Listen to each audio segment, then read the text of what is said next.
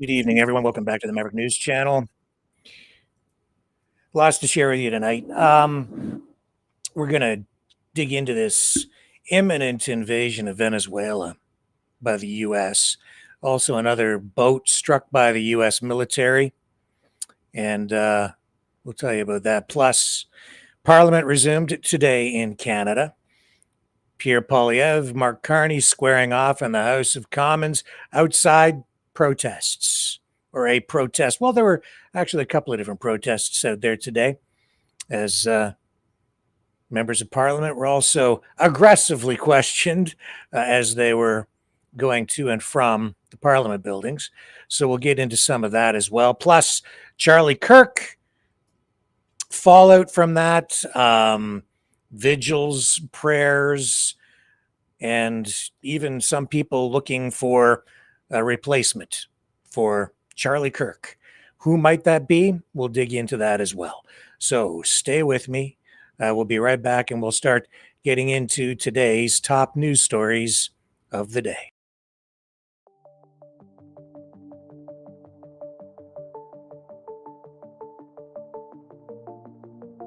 Greetings, brave Mavericks. Our quest for truth continues. We go beyond fake news. Together we expose propaganda. Together we pull others out of rabbit holes. We are maverick thinkers. We are all unique individuals, defenders of individual rights and freedoms, credible, trusted, grounded in reality. Maverick News, Maverick News. Defending free speech, free speech. Donate at freedomreporters.com. Do it now. Tomorrow may be too late. Maverick News. The world is watching.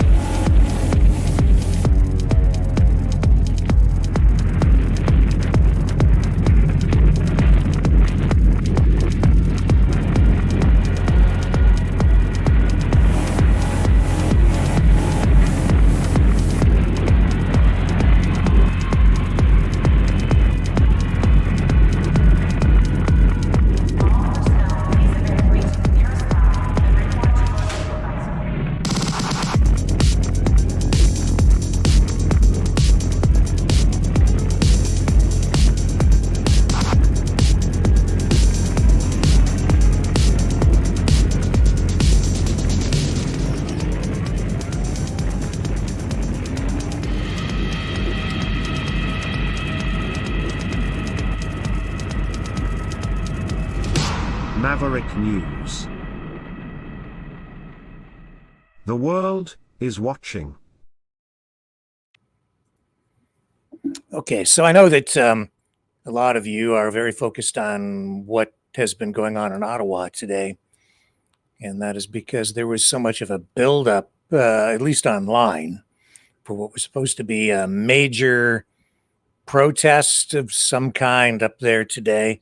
I really never dialed in to get what the details really were supposed to be, but this was supposed to be the big one, and it didn't quite work out that way. So I've got details on that as well, but I need another moment to get some things queued up here, so bear with me while I get things coordinated. We had some technical problems just heading into the program again tonight, so I apologize for that, but we will get right into it on the other side. The sharing of biased and false news has become all too common on social media. More alarmingly, some media publishing things simply aren't true without checking facts first. Unfortunately, some members of the media use their platforms to push their own personal bias and agenda to control exactly what people think, and this is extremely dangerous to our democracy. In an ocean of lies a century deep, the truth awaits. Choose not the red pill. Choose not the blue pill. For both are an illusion. Discover the power of M. The power of individuality. We are mavericks. We are the way to the light. Fear not the storm. Join our quest for truth. Truth will set you free. Maverick News. The world is watching. Okay, so we are seeing tonight the buildup of U.S. military in the area around Venezuela continues. Multiple sources now saying a U.S. invasion of Venezuela is imminent. Here, let me show you this. This posted by Visioner, but I'm not saying this is really the main source. This is really information coming from the New York Times, among many other online and mainstream media sources. So there is real credibility behind this because it's coming from both independent and mainstream media sources in the West and beyond. So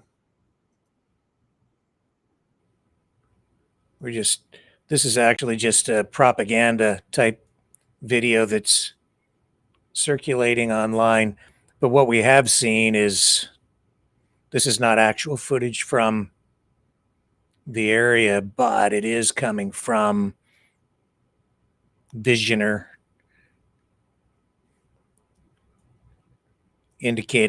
quoting the New York Times,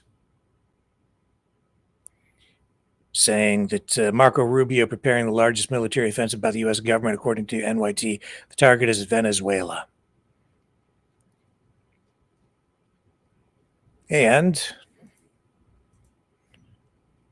we have also a more credible source, the Enforcer, over on YouTube, also within the last 24 hours reporting on this. And they tend to have a good sense of what's going on, their finger on the pulse of everything military these days. And they also are reporting that an invasion is imminent and that the U.S.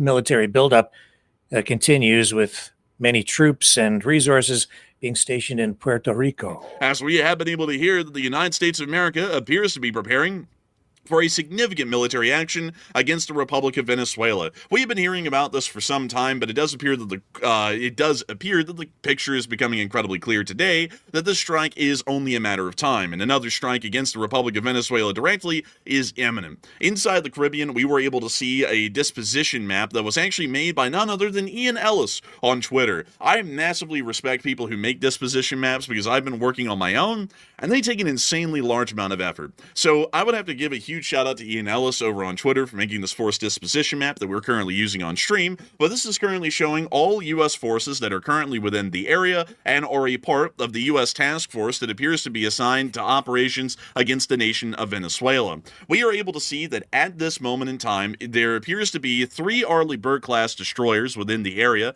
the USS Sampson, the USS Gravely, and the USS Jason Dunham, the Jason Dunham being the most famous of the group currently. We also are able to hear that the USS Newport News, a nuclear-powered fast attack submarine, is also somewhere within the area, although we don't know exactly where. That would be an OPSEC violation. And on top of that, the USS Lake Erie, a Ticonderoga-class missile cruiser, is also a part of the strike package that is within the area as well. The USS Lake Erie is probably the most potent of the group, considering that guided missile cruisers like the Ticonderoga are technically able to carry a larger array of air defense systems, at least on board, although we would also understand that the USS Lake Erie, a Ticonderoga class, along with all of the other Arleigh Burke classes that are a part of this fleet, all possess about the same same amount of Tomahawk land attack missiles, their maximum capacity all being about 32 each. But combining the whole fleet together, it currently has about 140 Tomahawk land attack missiles at its disposal. On top of that, which is just the surface fleet and the subfleet alone that is within the area, we also understand that the Iwo Jima Amphibious Ready Group is also comprised of the USS Iwo Jima, a LHD, or a helicopter carrier for the larger part is the best way to explain it, along with 2 amphibious support ships, the USS San Antonio and the USS Fort Lauderdale. All encompassing, these ships are able to carry the 22nd MEU entirely on board, which is about a brigade-level element from the United States Marine Corps. Inside of Puerto Rico, we are also able to hear that the 3rd Marine Aircraft Wing of the Fighter Attack Squadron, VMFA, are also based inside of the area of Ponce in Puerto Rico at the moment. We can actually show you all specifically where they're at. They are right at this airfield right here, the Jose Oponte de la Torre Airport. This used to be called, I believe, the Roosevelt Roads base, if I'm not mistaken. Some people may be able to correct me. I have been able to hear that name was thrown around for a while, and it appears that this base was once operational but decommissioned at the midpoint of the 2000s, but has now been reactivated at this point to house all of the U.S. forces that are currently in this area, including that of the 3rd Marine Aircraft Wing, which currently houses 10 F-35B Lightning IIs inside of this base. On top of that, also at this base, we were able to hear that 2 P-8 Poseidon aircraft have been based, along with 2 MH-60SR Seahawk helicopters. The United States Air Force has been seen to be operating a wide variety of aircraft around the area of Puerto Rico and in the Caribbean, including the C-5 and C-17 heavy lift aircraft, which have been bringing in supplies and equipment of the 22nd Marine Expeditionary Unit and also the other supporting forces for the 3rd Marine Aircraft Wing and other U.S. Navy forces that are now basing out of Puerto Rico. We also understand that the Thunder Chickens of the Marines are also in the area as well, also using about 6 AV-8B Harriers, which are the vertical takeoff and landing aircraft that the Marines use before they started to replace them with the F-35. They also have about 12 MV-22B Ospreys that have been publicly stated to be inside of Puerto Rico at the moment, along with 4 AH-1Z Vipers. These are fast attack helicopters of the U.S. Marine Corps, along with CH-53E Super Stallions, heavy lift helicopters of the U.S. Marine Corps, and 3 UH-N-1 Venoms, which are generally a utility helicopter. We also understand that there is 1 Coast Guard cutter, a littoral combat ship, the Minneapolis St. Paul, and a military sea lift command, pretty much a tender, that is also around the area as well, although we're not able to hear whether or not they're directly attached to the task force. However, all of these forces are currently under Southcom's command, which is based out of Miami, Florida, and it is quite clear, based off of this buildup, that actions are getting very close to being imminent. And this is one of the largest buildups of U.S. forces that has been seen in the entirety of the 21st century in the Caribbean.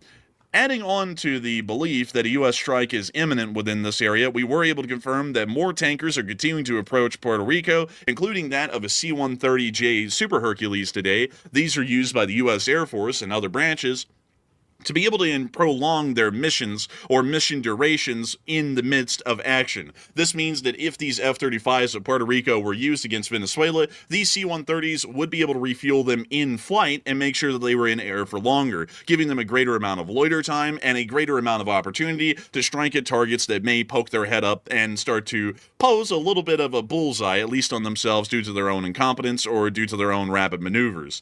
We also were able to hear from the President of the United States today that it appears that it's a little bit likely that something may be happening. The president did refuse to rule out strikes against Venezuela, and according to a statement that was given to Fox News today, when asked about whether or not the United States would be conducting strikes against the nation of Venezuela, the President of the United States responded, "We'll see," end quote. It's quite clear at the moment that the United States of America is building up a significant force within the area. We've already conducted hostile actions against the Venezuelans here in the past, striking a narco boat and also seizing a tuna boat, although it appears that that thing may have been carrying something a little bit finer than tuna. That Otero is not the only thing that thing's carrying that's, a little expensive. They actually said that it's carrying nose candy, and tuna hasn't been known to be quite a smelly sort of a thing that people like to put up their nostrils, at least. So it does appear that the United States is getting ready for some sort of an action against the nation of Venezuela. Venezuela has also been responding in the meantime as if there will be imminent action. We were able to hear that Maduro technically stood up the militia inside of Venezuela, which is about 4.3 million strong on paper. It's probably far less than that in real life. And we've also been able to see that the Venezuelans, at least prior, have conducted some hostile actions against the USS Jason Dunham in particular, which is a part of this fleet currently in the area, U.S. Second Fleet, by buzzing the destroyer several times with F-16s that were apparently equipped with AGM-84 Harpoon anti-ship missiles. All of this put together has led a lot of people to wonder whether or not the United States of America is going to start conducting direct strikes, not around the waters of Venezuela, but directly within the nation of Venezuela itself. And it does appear that a lot of people are talking about what is going to be happening here in the near future and what they are believing the future may hold for the United States military within the region, as well as the Venezuelans currently inside of Venezuela. And so, Matthew, what are people thinking about this, and what are you thinking about it as well?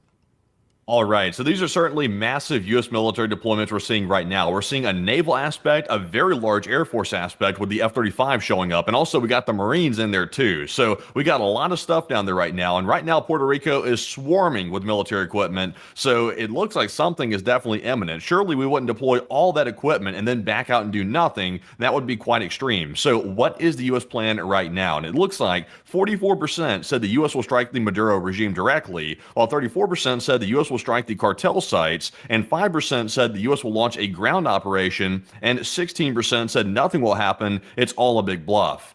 And I honestly would say this, I'm going to stick with my opinion on this one.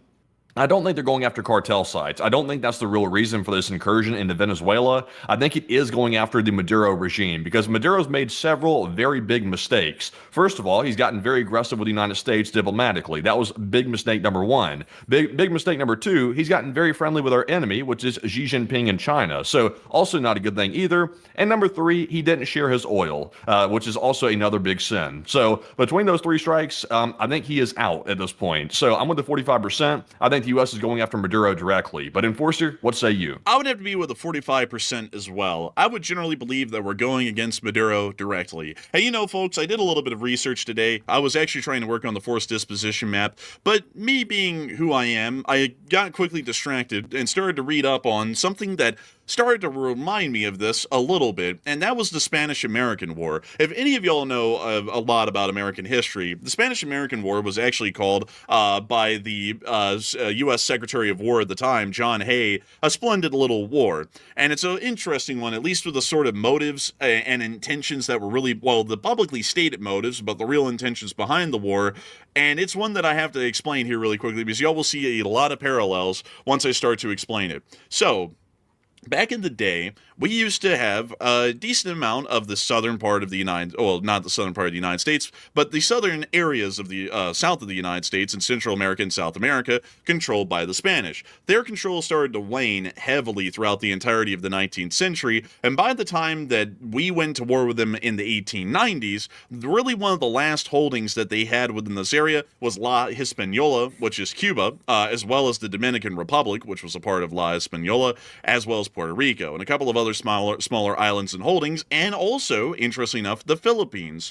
The United States of America at the time started to spurn a little story that started to get people's heartstrings pulled in, and it was about the plight of the Cubans on the island of Cuba, and how the Spanish were mistreating them horrendously and just doing absolutely terrible things to them. And not only that, the Spanish were trying to incentivize the island of Cuba, pretty much exploiting the people of Cuba to produce loads of sugar at incredibly cheap prices to import to the United States of America to try and destroy the humble American sugar farmer, the cane sugar farmers of southern Florida. We started to spin the story a great deal, but the reality of it is that the United States at the time was trying to expand their influence around the globe, and Spain was a great candidate to have some territories exchanged with us. The Philippines was in an amazing location, and not only that, the Caribbean islands of Cuba and the Dominican Republic, as well as Puerto Rico, were amazingly great locations to ensure that the United States could force projects further south throughout the entirety of the Americas, and specifically around the strategically important Gulf of Mexico and the Caribbean Sea. So, we sent the Maine down to Havana. and the Maine blew up. Everyone knows this story, I'm very sure. The USS Maine exploded inside of Havana Harbor. Now, nowadays, we actually know that it was a boiler explosion that actually resulted in the sinking of the USS Maine. It was not a bomb that was planted on board by the Spanish. But when it blew up, everyone in America went with the old saying, blame the Maine on Spain, and we blame the Maine on Spain. We went to war with Spain, and we absolutely stomped them. It was an unbelievable, resounding victory. It took very little time, and of course you would hear of the famous stories of the Battle of San Juan Hill in Cuba, with Teddy Roosevelt and his Rough Riders taking the hill, going up against the Spanish. Okay, I'm going to stop. It's little too much history. I wanted to let a lot of that roll, though, because those guys on the Enforcer, they're pretty fair. They're very pro-American, obviously, but really, I think just stating what is now pretty obvious, that what the U.S. is doing down there around Venezuela has very little to do with drugs and a lot more to do with regime change.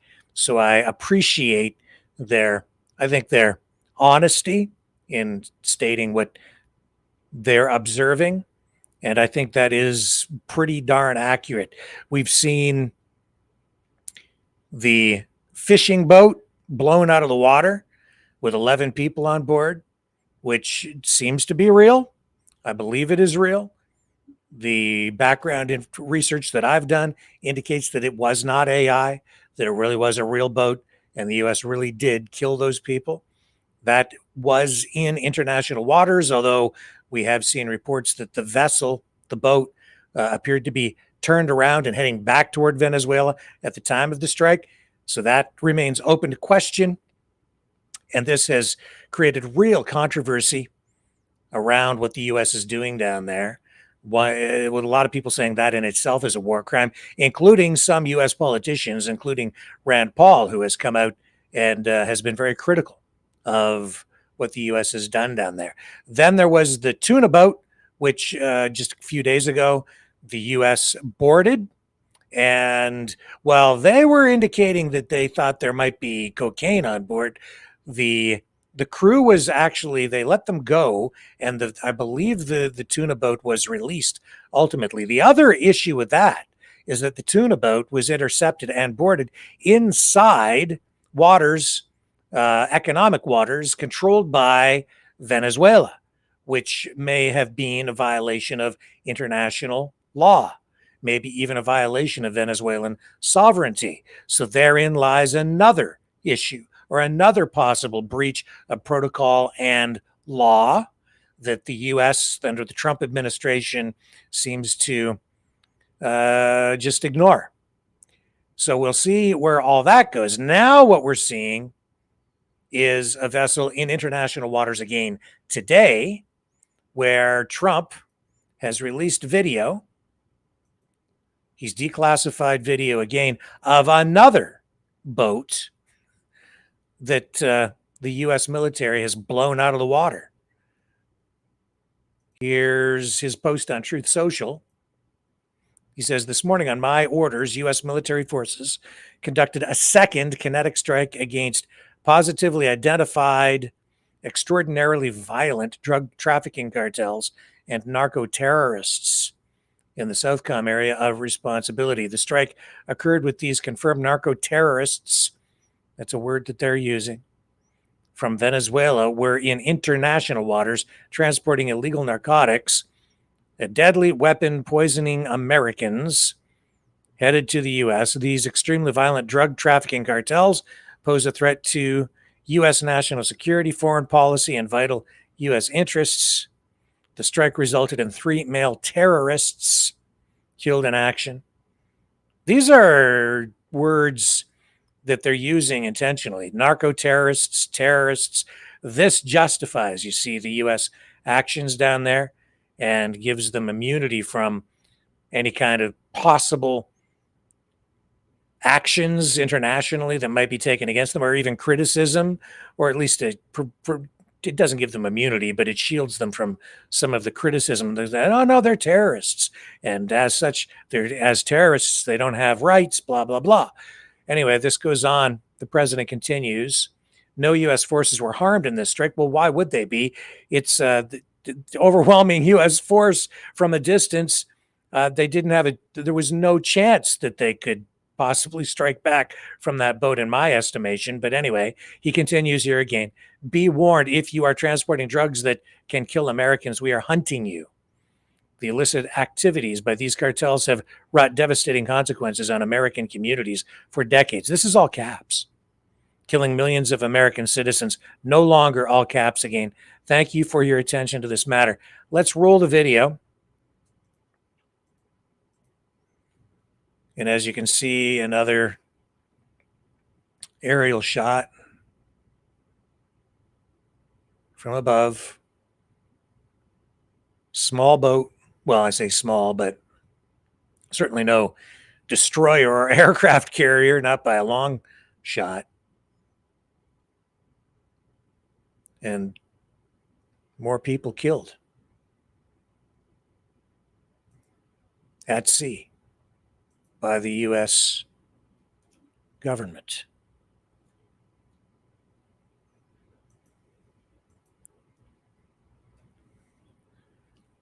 So Trump questioned about it today by media in this exchange, and not just questioned about it, but questioned about the legitimacy or the legality of it again. Here's the way that happened.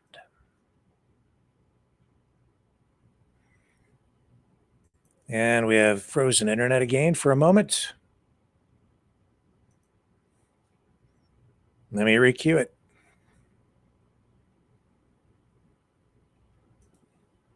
Truth does that.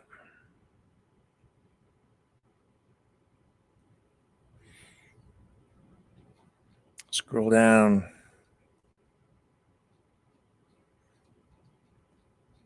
Well, let me take a break because that's actually Twitter freezing up, and I need that clip. So I will be right back.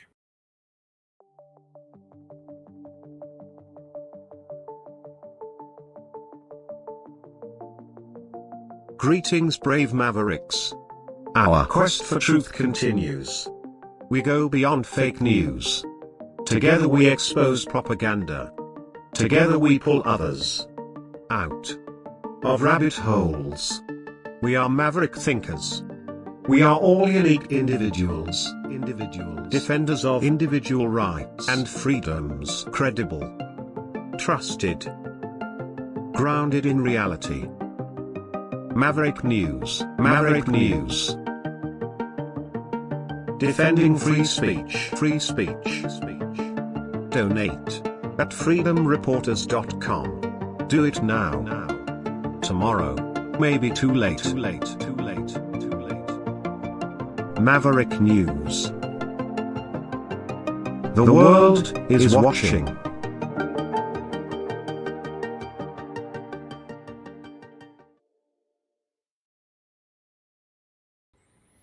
Okay, let's see if we can bring it up over here.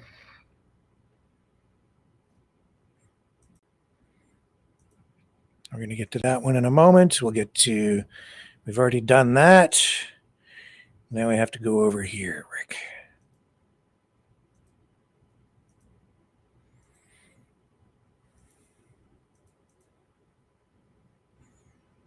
Here we go. Sorry for the delay. Many clicks to get to one clip. Is he up on the screen, folks? Yes, he is. Here he is. Mr. President, can I ask you one on sure. crime and one on Charlie Kirk? You floated potentially going into St. Louis. You mentioned you want to go into Chicago next. Could St. Louis be after Chicago? It's going to be around there someplace. Yeah. Sorry, it's not the right clip, but yeah, he's sending apparently more troops out into domestic locations. I do apologize. I'll try to get the clip for you later in the broadcast. Let's move on. If it's not going to roll, it's not going to roll.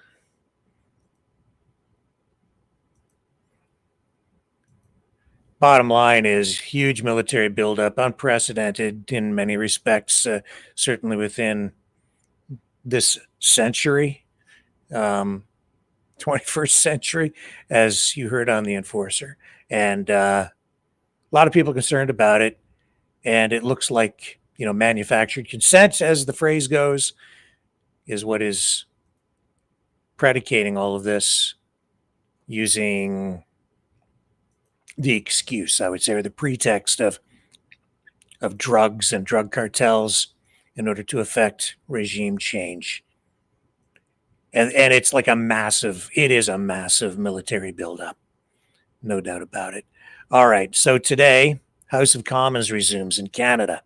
And this marked the return of Pierre Poilievre, Conservative leader, to the House of Commons after winning that by-election out in Alberta, giving him a seat in the House of Commons again. Ousted he was in the last federal election because he lost his riding. So they parachuted him into a very strong Conservative riding in Alberta, a safe bet, by-election held. He won, he's back, and today they squared off. The Prime Minister and Pierre Poilievre in the House of Commons. It was a knockdown, drag him out, no holds barred exchange that everybody was waiting for as Pierre returned the champion of the Conservative side.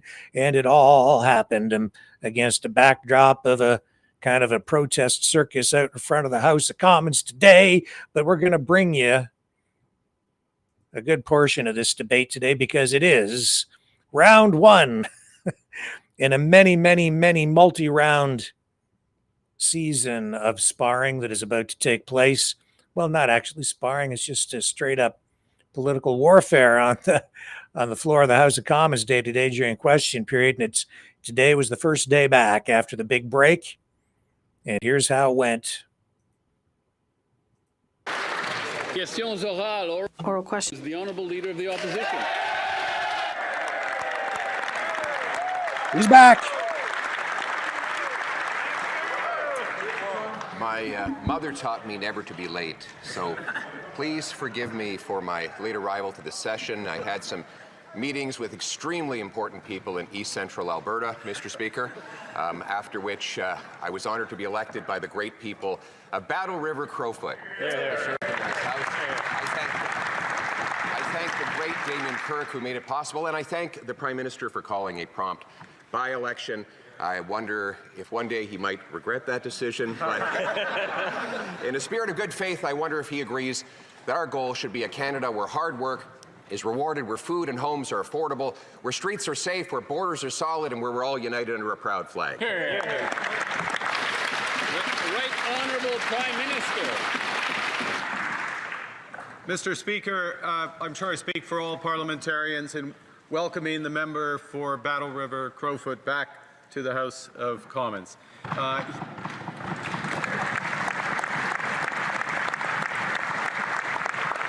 He may notice a few things have changed since he was here last. The largest women's caucus in Canadian history.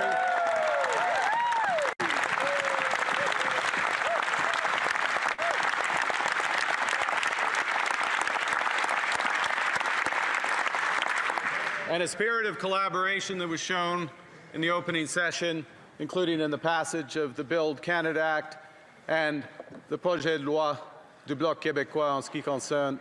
And the Bloc's bill in terms of protecting supply management. I agree entirely with the sentiment and objectives of the Leader of the Opposition. I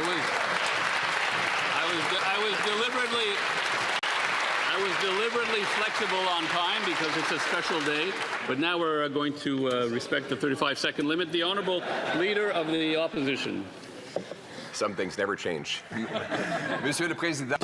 Mr. Speaker, I'd like to thank my constituents of Battlefoot Crowfoot, who we had a by-election very quickly, and sometimes the Prime Minister may regret his decision, but I think we all agree with the mission of re-establishing a Canada where hard work, an affordable home and homes and food, in safe streets and solid borders, all united under a proud flag.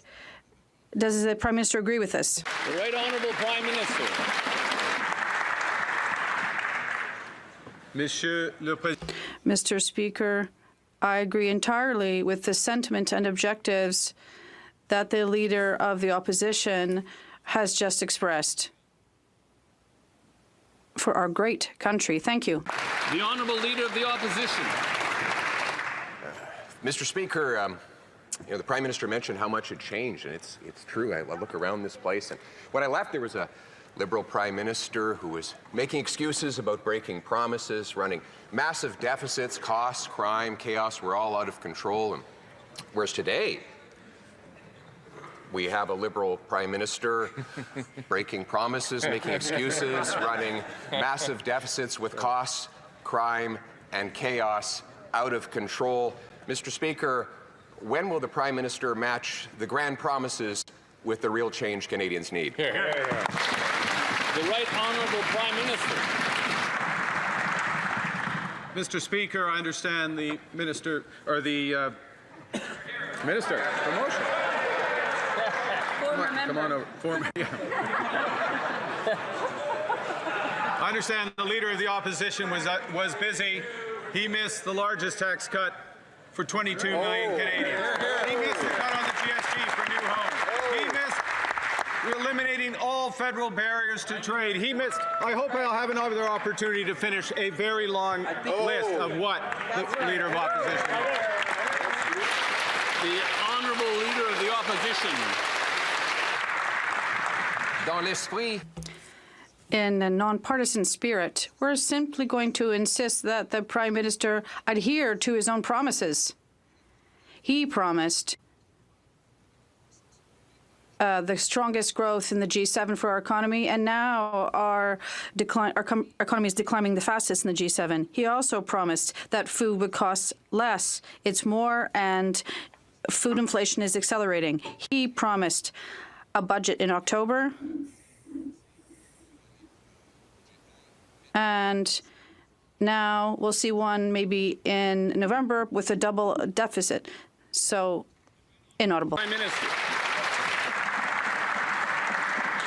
Mr. Speaker, this government has been absolutely focused on improving affordability for Canadians. That's why the largest tax cut, 22 million Canadians, every taxpayer in this country. That's why the cut to the GST. That's why the launch of Build Canada Homes, which will reduce the cost of home building in this country. That's why we back the CRTC to get broadband costs down for Canadians. We are building the strongest economy throughout the worst crisis in our history. The Honourable Leader of the Opposition.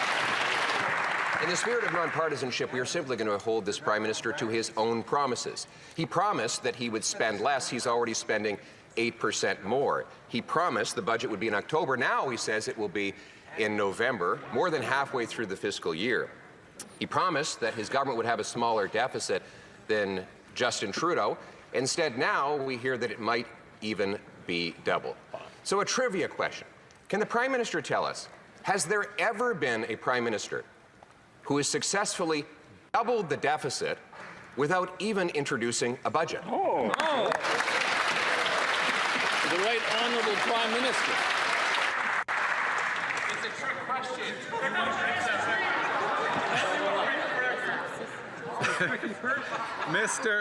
Mr. Speaker, this government is undertaking the biggest investment in protecting Canadians in the Canadian military. Doubling our investment in the Canadian military from last year when this member last sat in the House by the end of this decade. This government, there's more. The Honourable Leader of the Opposition. There's a lot more debt is what there is, Mr. Speaker.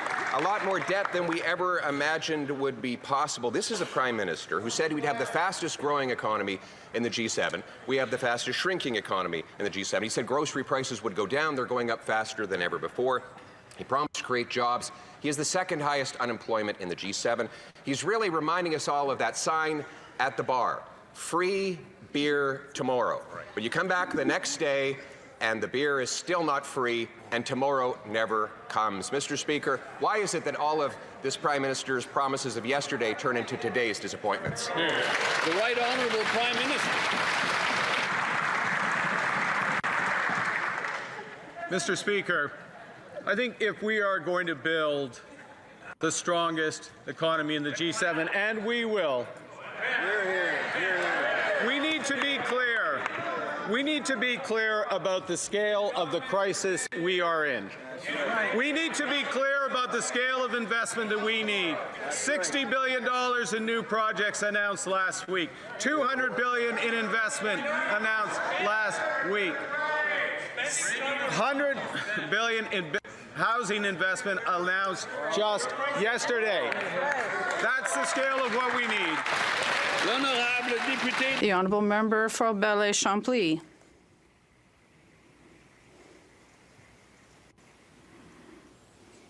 Mr. Speaker, the Prime Minister was elected saying that he would be the best to face the tariff crisis and the trade war. Almost 4 months have gone by, and Canada is not coming out on top. At best, we can say that it hasn't been a success. Can he commit now to put an end to tariffs and an end of a trade war agreement with the United States, his true priority? The Right Honourable Prime Minister. Mr. Speaker, the current situation is this. We have the best deal with the U.S. worldwide right now. We're talking about more than 85%. 85% is enormous of our exports are covered under free trade with the U.S. We have the lowest tariff in the world right now. That is a success. The honourable member for Belley-Champlain. I would contest such statements which would not live up to economic analysis. We would have to look at that in another forum. But the Prime Minister says we have a privileged relationship with the U.S. and it no longer exists. But this statement didn't go over very well in Washington. Can he state today that he is confident that he can reestablish our privileged relationship of trust between Canada and the U.S. administration quickly as the best way to put our trade relationship back on a right track? The Right Honourable Prime Minister. Mr. Speaker, the Canada-U.S. relationship is good. Yes, we are experiencing difficulties and challenges, some setbacks, but I am proud that this government stands up for Canada, but that's true.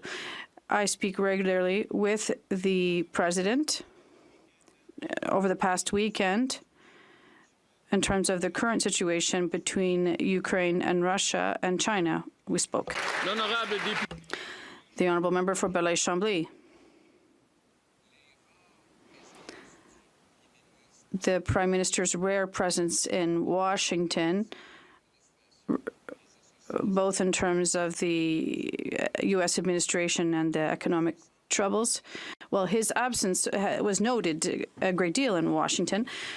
When did he go for the last time to Washington, and when will the PM start seriously going to the capital city of our main partner and make it a priority, rather than talking about infrastructure that won't even be put in place until the end of Mr. Trump's term? The Right Honourable Prime Minister.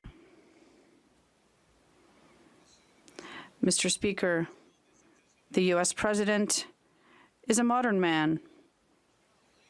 I speak with him regularly. We send each other text messages.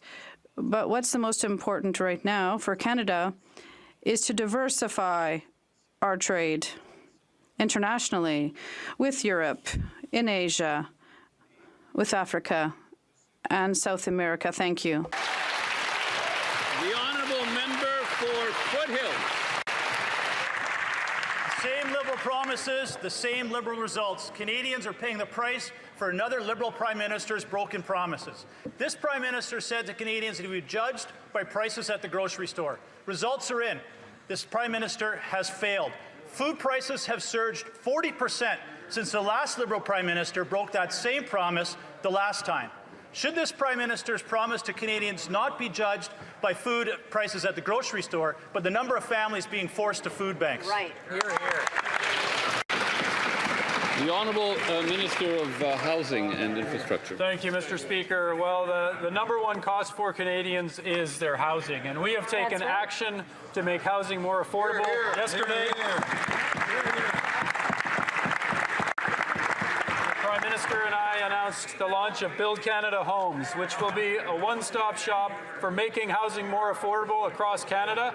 And we're launching that on 6 pieces of Canada lands, 4,000 homes that we will start building immediately. Thank you. The Honourable Member for Foothills. Canadians can't afford to put food on the table, let alone pay for the Liberals' bureaucracy when it comes to housing. But let's be clear. This was the Prime Minister's promise. These were the Prime Minister's words. This is the Prime Minister's failure. Food prices are going to go up $700 per Canadian family this year. Canned soup is up 26%, apples 14%, tuna 19%. The daily essentials have become unaffordable. Is sticker shock at the grocery store the experience that this Prime Minister promised Canadians? The Honourable Minister of Housing and Infrastructure. Thank you, Mr. Speaker. As far as promises delivered goes, this government promised to launch Build Canada Homes and make the largest investment in affordable housing in Canadian history. We are taking action where it matters most, and Canadians need support on affordable housing. Across the board, we need more support, but starting with housing, and housing first, particularly for those on low incomes and those who are homeless. We are taking action. Here, here. Honourable Member for Thornhill. The Prime Minister told Canadians that they should judge him by the prices they pay at the grocery store. But food inflation is 70% above target. The grocery prices are up 40% in less than a decade, and all of those years the Liberals were in power. And the cost of food has risen overall more than inflation every single month that this Prime Minister has been here. Canadians should judge the Prime Minister by his words. That's only fair. But is it that he never shops for food, or is it that he thinks inflation is something that happens to other people? The Honourable Minister of Housing and Infrastructure. Thank you, Mr. Speaker. Again, we'll come back to the number one cost for Canadians and concern is around affordability of housing. That's so true. I know the Conservatives and the members opposite do not care about affordable housing. We're here to take action on it. Make life more affordable for Canadians, starting with their homes. Thank you, Mr. Speaker. Good work. The Honourable Member for Thornhill. The minister cannot ignore the problem of millions of Canadians using a food bank every single month, and that hasn't changed. It happened under this Liberal government's watch, and now they're making excuses or changing the subject entirely. Canadians are getting fleeced at the grocery store, and it's only going to get worse because next year their bill will be $700 higher per family. That's another Liberal broken promise, another Liberal bait and switch by another Liberal Prime Minister. So is that the experience that he's now promising Canadians? L'Honourable Ministre des Finances. The Honourable Minister of Finance. We listen to Canadians, something that the Conservative may want to do a bit more. And what Canadians have told us, Mr. Speaker, is affordability is the first concern. The second is housing, and the third is the economy. What have we done, Mr. Speaker, while the leader was away? The first thing we did for Canadians was to reduce taxes for 22 million Canadians, Mr. Speaker. Everyone got a raise on Canada Day, Mr. Speaker. The second thing, we removed GST on first-time home buyer, Mr. Speaker. And we are going to build with Canadians, with every Canadian, the strongest economy in the G7. That's what this Liberal government is about. The Honourable Member from Mégantic-L'Érable-Lotbinière. On the day that the Liberal Prime Minister was sworn in, he stated that Canadians would judge him based on the cost of groceries. And let's look at the results of this Liberal system. Food inflation is now 70% above target. Families are paying more, children are earning less, and this is just another broken promise by the Liberals. Does the Prime Minister admit that his own words were just another Liberal deception because the Prime Minister is now just another Liberal like the rest of them? Why is this Prime Minister making grocery shopping an increasingly painful and expensive experience for families? The Right Honourable, the Minister of Canadian Identity. Okay, so we'll end the question period session there. First day back, and a lot of familiar issues, a lot of familiar rhetoric. And I thought that Mark Carney was a little bit rough. It's a little bit difficult at times to adjust if you're not really experienced in conversing or debating in parliamentary style, when you have to address everything to Mr. Speaker instead of directly to the person you're debating. It plays with your head a little bit. So I don't think he's quite in the groove yet. So Poilievre has a bit of an edge on him there, and he was putting the pressure on housing, immigration, the economy, inflation, grocery prices, kitchen table issues, and they were present today outside the House of Commons. Actually, before we get to that, though, I should address this. There was also this tribute in the House today to Charlie Kirk, and all members from all parties rose in applause when Rachel Thomas, Member of Parliament from Lethbridge, did this. On September 10th,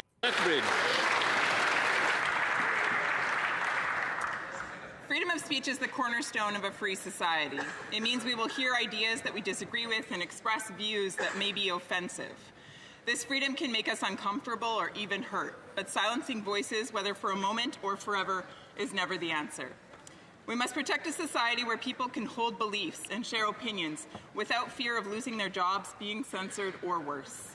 Charlie Kirk was an outspoken advocate for faith, family, and freedom. Many disagreed with him, some were offended. Tragically, on September 10th, he was assassinated in an attempt to silence his voice. But when has political violence ever been the solution? It destroys dialogue, it undermines democracy, and it breeds fear instead of understanding. True progress comes from persuasion, not intimidation. As we grapple with our personal response to this, may we be honorable in our actions. May we fiercely defend the right of our opponents to speak freely. And may we join our hearts with Charlie's family, his wife Erica, and his 2 young children. Rest in peace.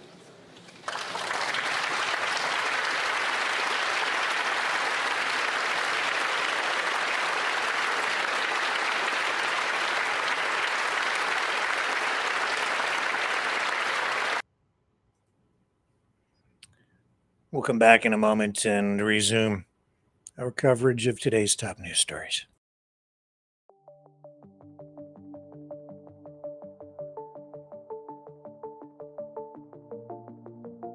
Greetings, brave mavericks. Our quest for truth continues. We go beyond fake news. Together we expose propaganda. Together we pull others out of rabbit holes. We are maverick thinkers.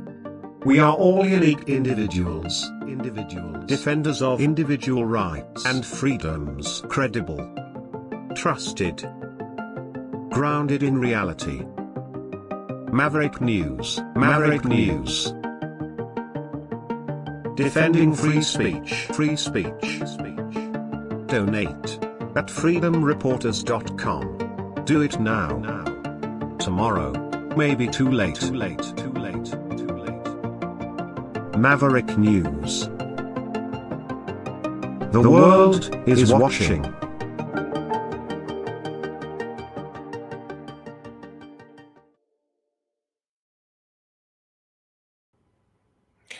So today was supposed to be the big protest at in Ottawa.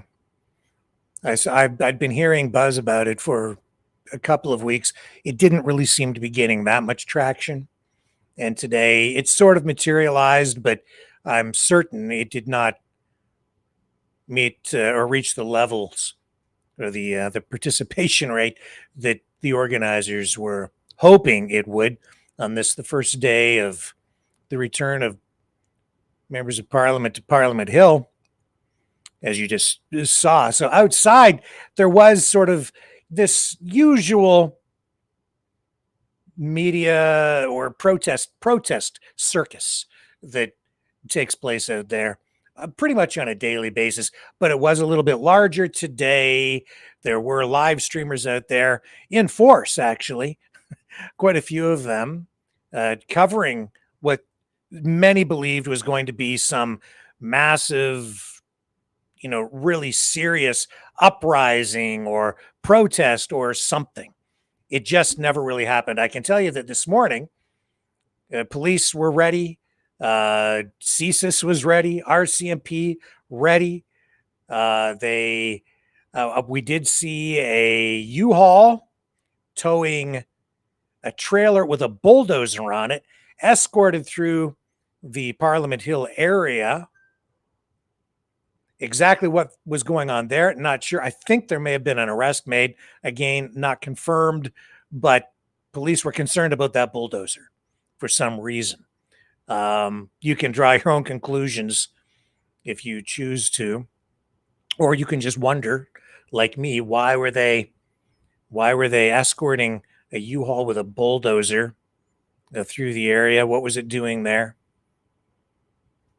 So all that was going on, and we do have some footage here. This is from Travel Fund 69 today. For all the crimes he committed? No, everybody forgot about it too. Nobody talks about it. So this is what it looked like earlier today, with Katy 2 Perry. hours ago. Unbelievable. Oh, wait, I cannot read the chat. Oh, thank you, Mark, for the super chat. Why I didn't hear it? They make money for their own businesses. They're not in there to save. Thank you, Mark. Please remember to like, share, and subscribe.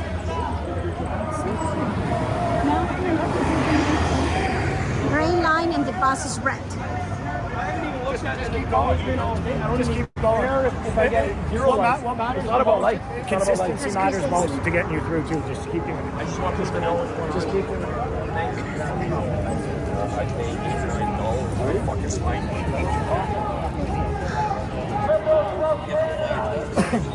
Travel Delica super chatted $3.62. Thanks for covering.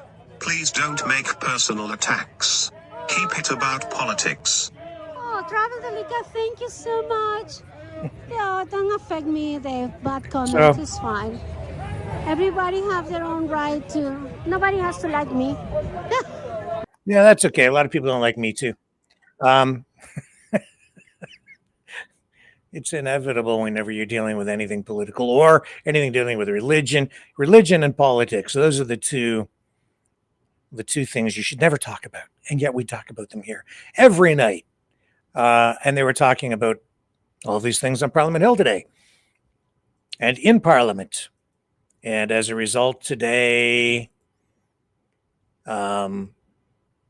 we saw friction even within the protest group that was stationed or positioned outside of Parliament, where some of the streamers were confronting or chasing politicians, asking questions on the fly, some tough questions. There was, well, I'll show you this too. And I'm showing you this stuff because I know that a lot of people are like really zeroed in on this. A lot of people thought today was going to be some massive protest thing, and it just did not quite happen the way, well, some people thought it would. Yeah. Oh, look who it is. He pops up again. No ostriches here though today. Jim Kerr. So we just had an MP come out here. Right, Glenn and I tried to ask a few questions, and then things went pretty off the rails pretty quickly. What do you have to say? There was one sole person holding a hockey stick who took a very aggressive tone and was using language that does not represent any of us. None of us believe in hate. That's not our thing. How did you see the video? I saw the It's already video. out? Yeah, it's already out. You're laughing? You're laughing at the anti-Semitic shit? That doesn't go on at these rallies, okay? He doesn't go on at these freedom rallies. Oh, none of it. Yeah, none of it. Okay. None of it. All right. Okay, now you put us all under that. I can see you're laughing. Do you condemn political violence at Christie Place? The reckless language. We should be language. What about the Canadian Hate Network?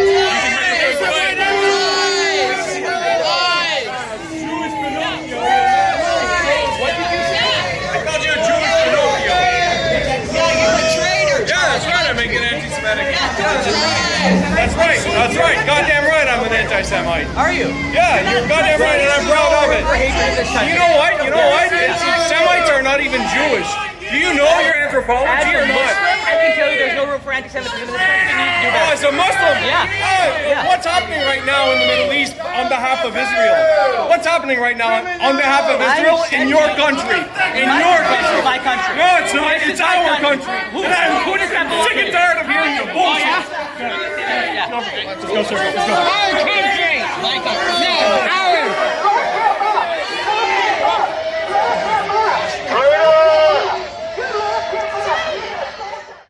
Here's the two guys leaving, completely alone, not leaving with anyone, walking away by themselves.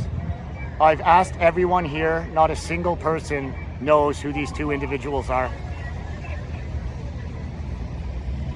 This is not what any of the people here that I know are about.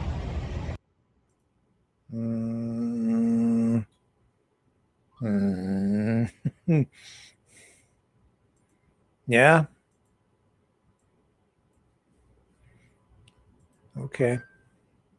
Right. So there was that, and then because they're not about hate or anything, right? So then there was also this today. Let me see if I can find this for you. I believe it's right here. Here it is. Okay. Let me get this queued up. Yeah. Here we go.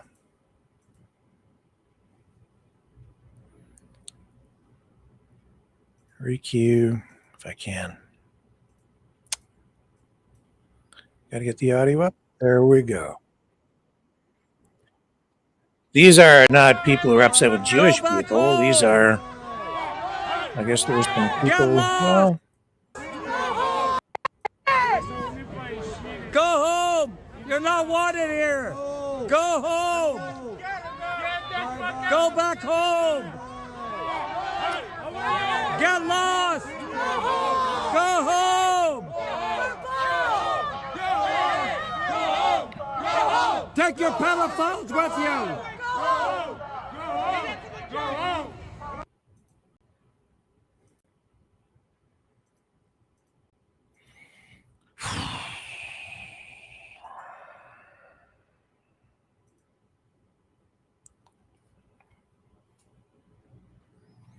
it depends on what group within the group you're talking to.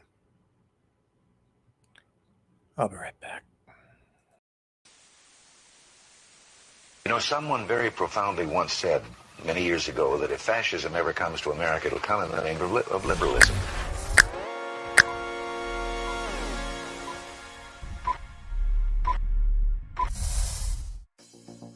Well, I think it's time we ask ourselves if we still know the freedoms that were intended for us by the Founding Fathers. If we lose freedom here, there's no place to escape to. This is the last stand on earth. The entire world is watching. Every dictator, every crazy dictator in the world is watching.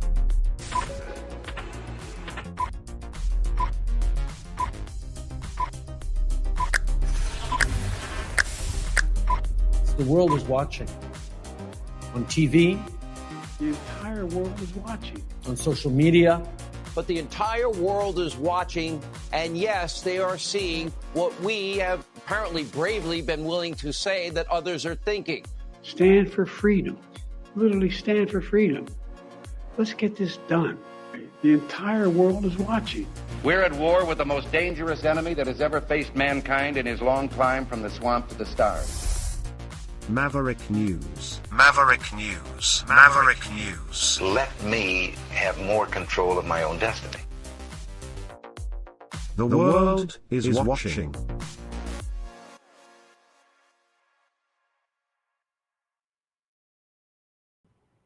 So back to the situation in Venezuela, making international headlines. Here is a lot of countries taking note of this military buildup, this imminent invasion. And here is Sky News.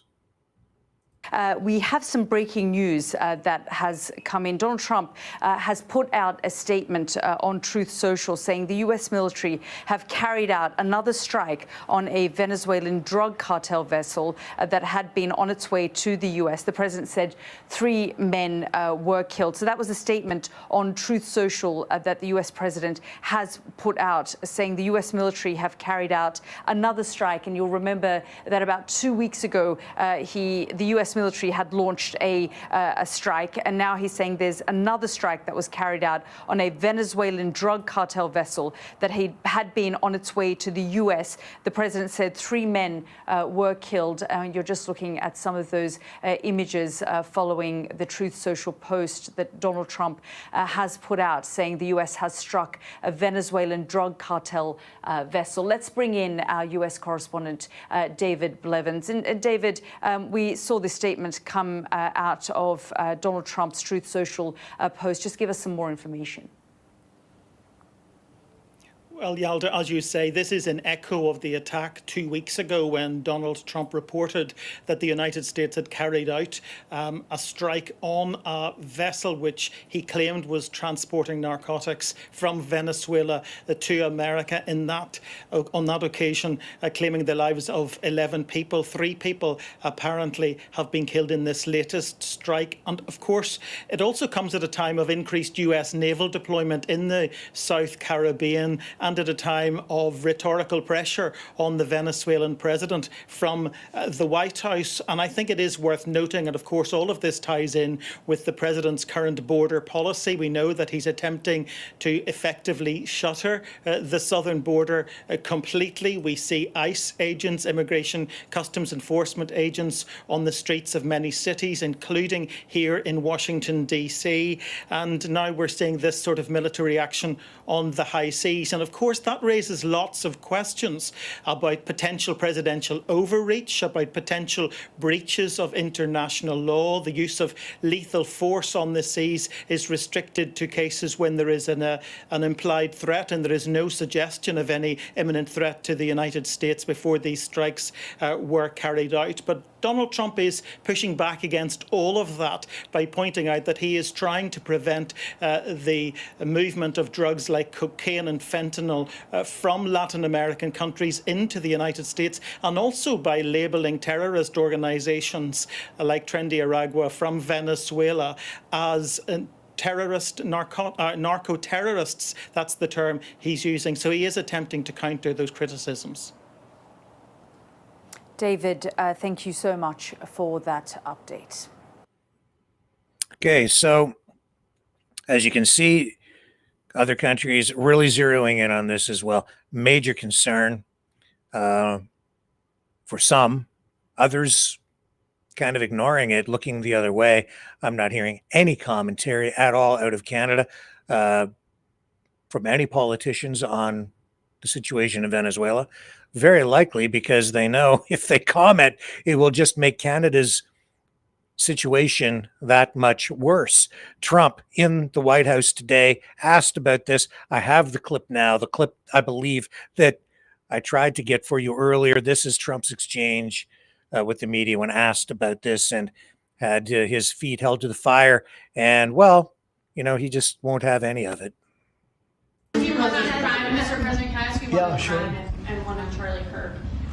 You floated potentially going into St. Louis.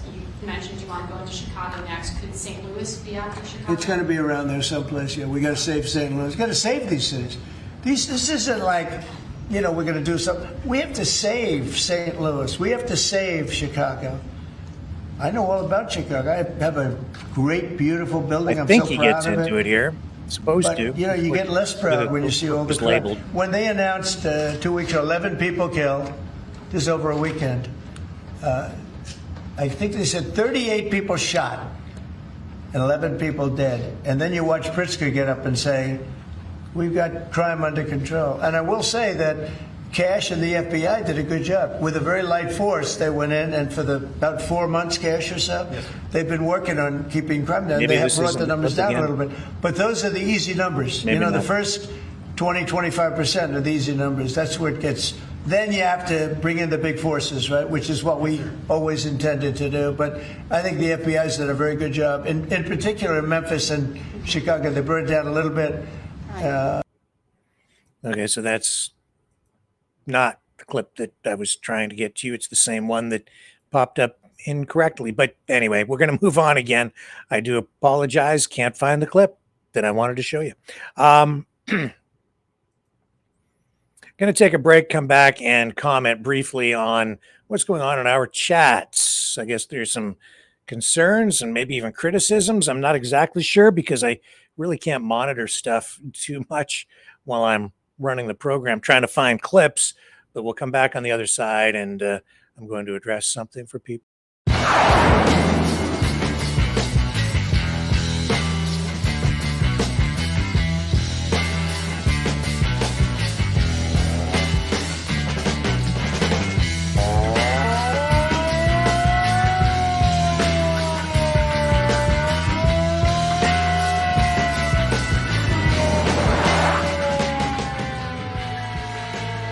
Maverick News.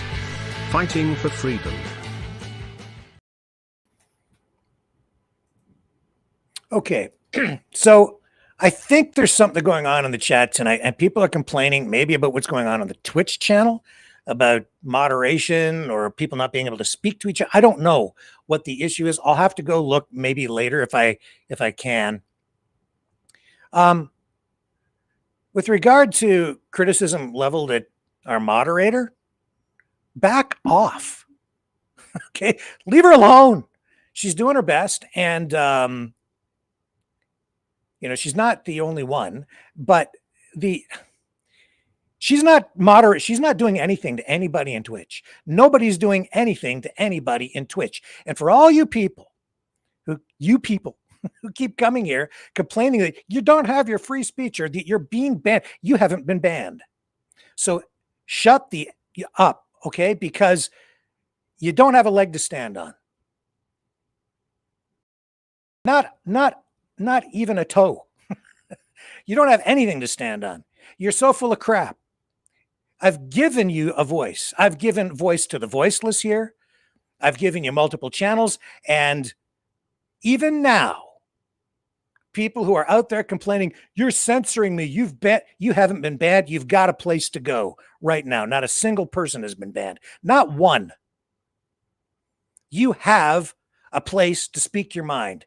You can say whatever the hell you want over on Twitch. A very sophisticated, slick video social media platform. Highly sophisticated, it's more sophisticated than YouTube. That's why you're having trouble. It's got nothing to do with me. It has nothing to do with any mods. We don't have any mods over on Twitch. You know what you do have over there? A system that I haven't even really fully figured out because it's so sophisticated. It's very video game oriented. There are political programs on over there, and we are building an audience on Twitch because of you guys. The Maverick Black Sheep. The Dark Knights, okay? You're over there. You have a place, so quit your whining. But you're not coming back to Rumble Channel 1, and you're not coming over to our new MNN channel on Rumble, and you're not going back on YouTube because you've destroyed some of you, not all of you, but there are some of you who have just abused your speech, not engaging in free speech at all. Not acting in good faith, not focusing on subject matter relevant to the conversations. You're just in there causing trouble and trying to shut channels down and cause problems to force other people out and scare other people away. So quit your complaining. It's been an experiment in free speech here from the beginning.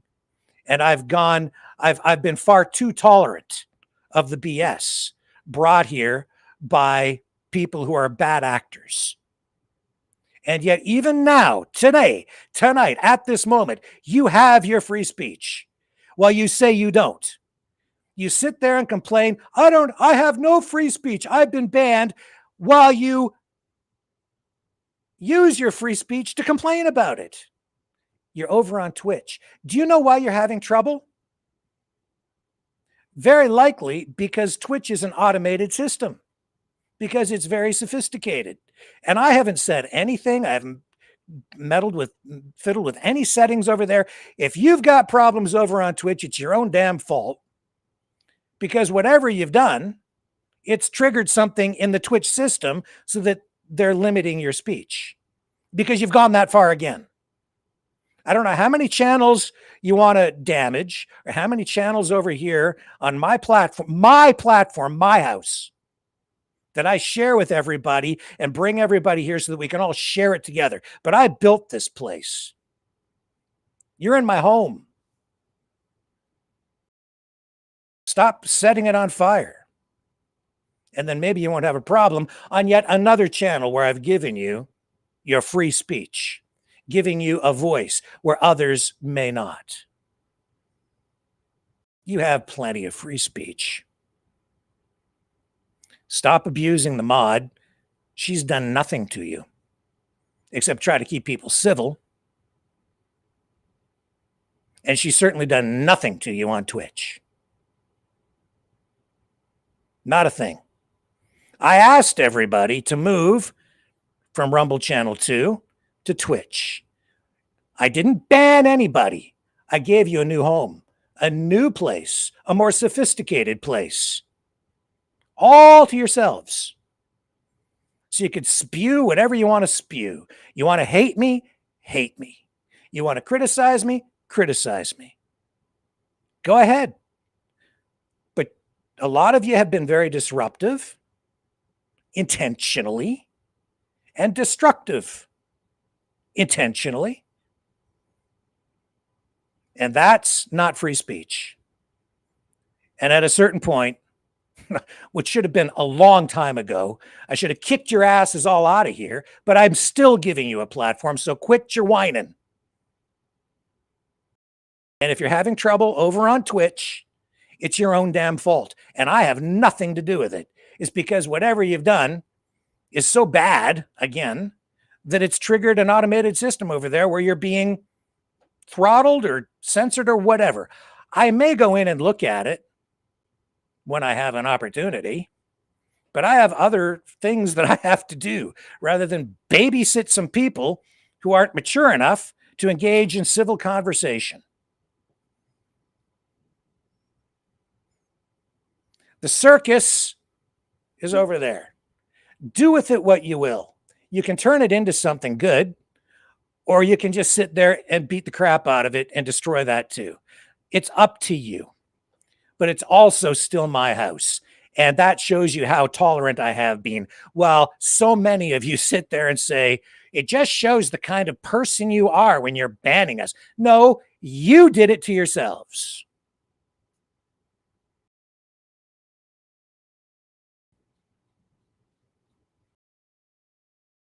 I'm tired of it because it's juvenile, it's stupid,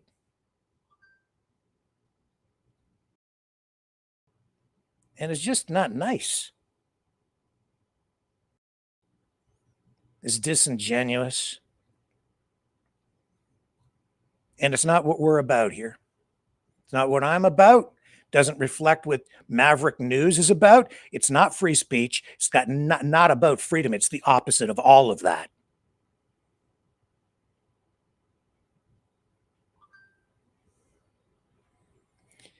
So, if you're in the haters club, Twitch is your home. You can go over there. I've given you your free speech over there. You have it all over there. If you can't make the best of that, then I can't help you.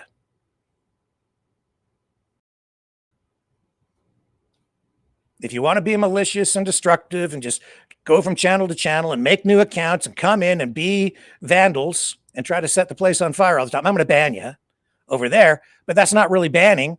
I'm giving you another place. But you can't play nice, so the other people aren't interested in talking with you. I'm certainly not interested in hosting it.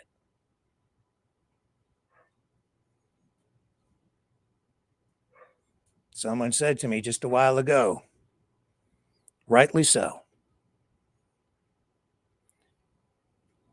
raise the standard, not the tolerance. Best advice I've had in a long time.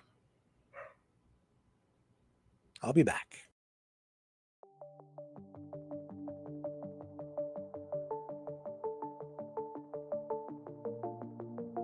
Greetings, brave mavericks. Our quest for truth continues. We go beyond fake news.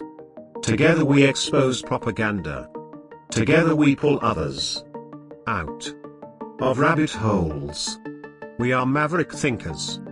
We are all unique individuals. Defenders of individual rights and freedoms. Credible. Trusted. Grounded in reality. Maverick News. Maverick News. Defending free speech. Free speech. Donate at freedomreporters.com. Do it now. Tomorrow may be too late. Maverick News. The world is watching.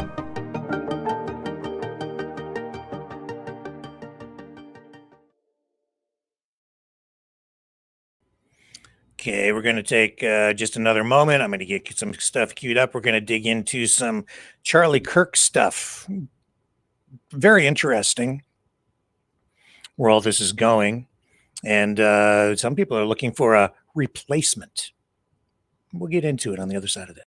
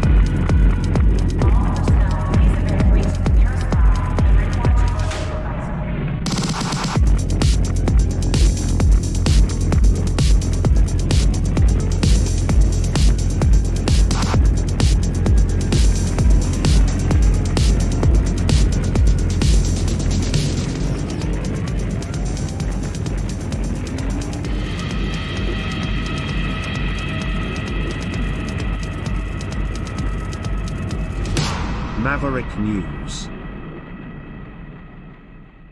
The world is watching. Okay, so, let me put my specs back on. Clark Kent, the other guy. I'm better as Clark Kent because the other guy has to squint. Yeah, no X-ray vision here or heat vision or anything like that. It's just astigmatism vision. Before we get into the Charlie Kirk stuff, how do you feel about digital ID? Does that trigger anybody? How many of you are big Danielle Smith fans? United Conservative Party fans? How many of you have been following what Danielle Smith has been doing with digital IDs? How many of you have paid attention to what she said today? I will share with you if my computer will work. Here we go. This might be of a little bit of concern. Alberta is becoming the first province to launch a one-card ID, driver's license, citizenship, and health card, all in one, to streamline and drastically decrease fraud and become more efficient.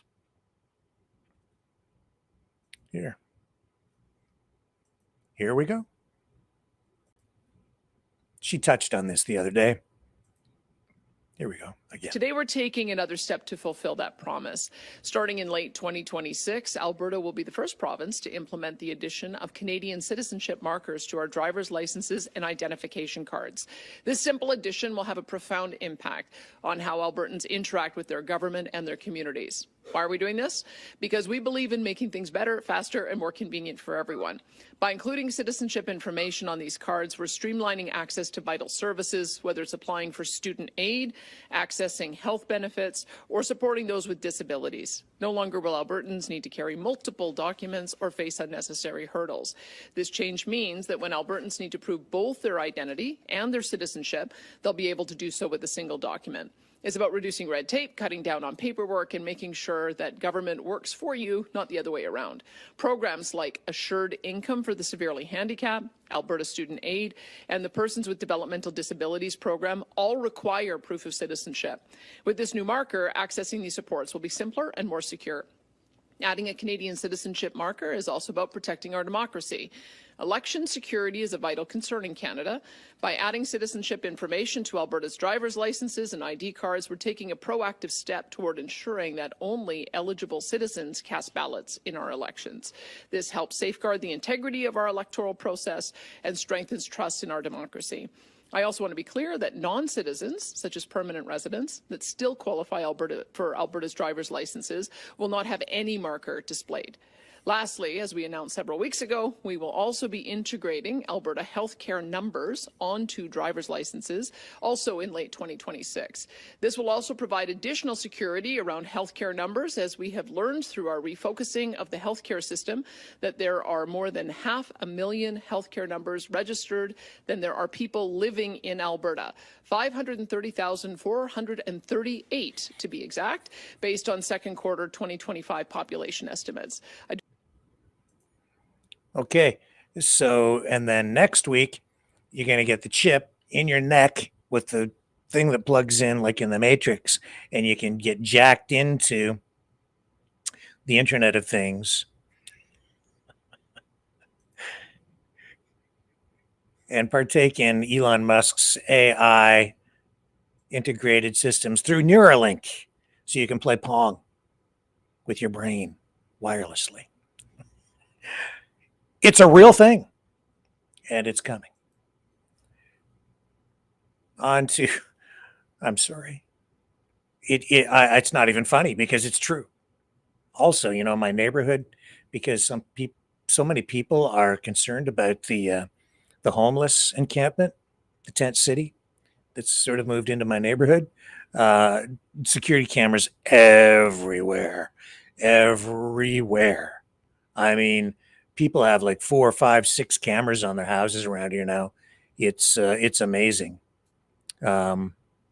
We've become like a surveillance neighborhood, and the people, a flyer came to my door, and everybody's being given the option of having their cameras go straight into the police station so that they can monitor everything in the neighborhood. So the cops will have the whole neighborhood under video surveillance 24/7 from private security cameras on private homes all through this whole subdivision.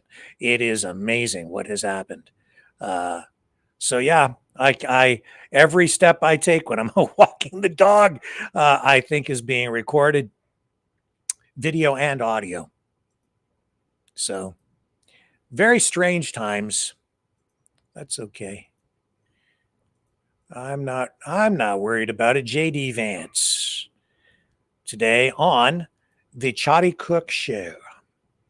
So, of course, Charlie Kirk assassinated, memorial or a tribute in the House of Commons in Canada today. And JD Vance, like some other celebrities, I think, I'm not exactly sure what's going on over there. There was one show where Charlie Kirk's chair was left empty. But anyway, Vance sort of, I think, guest hosting or something today. Anyway, I've got a clip here, and he kind of goes down an interesting little road here with the guests on the program talking about, he uses the word replace Charlie Kirk. Let me show you.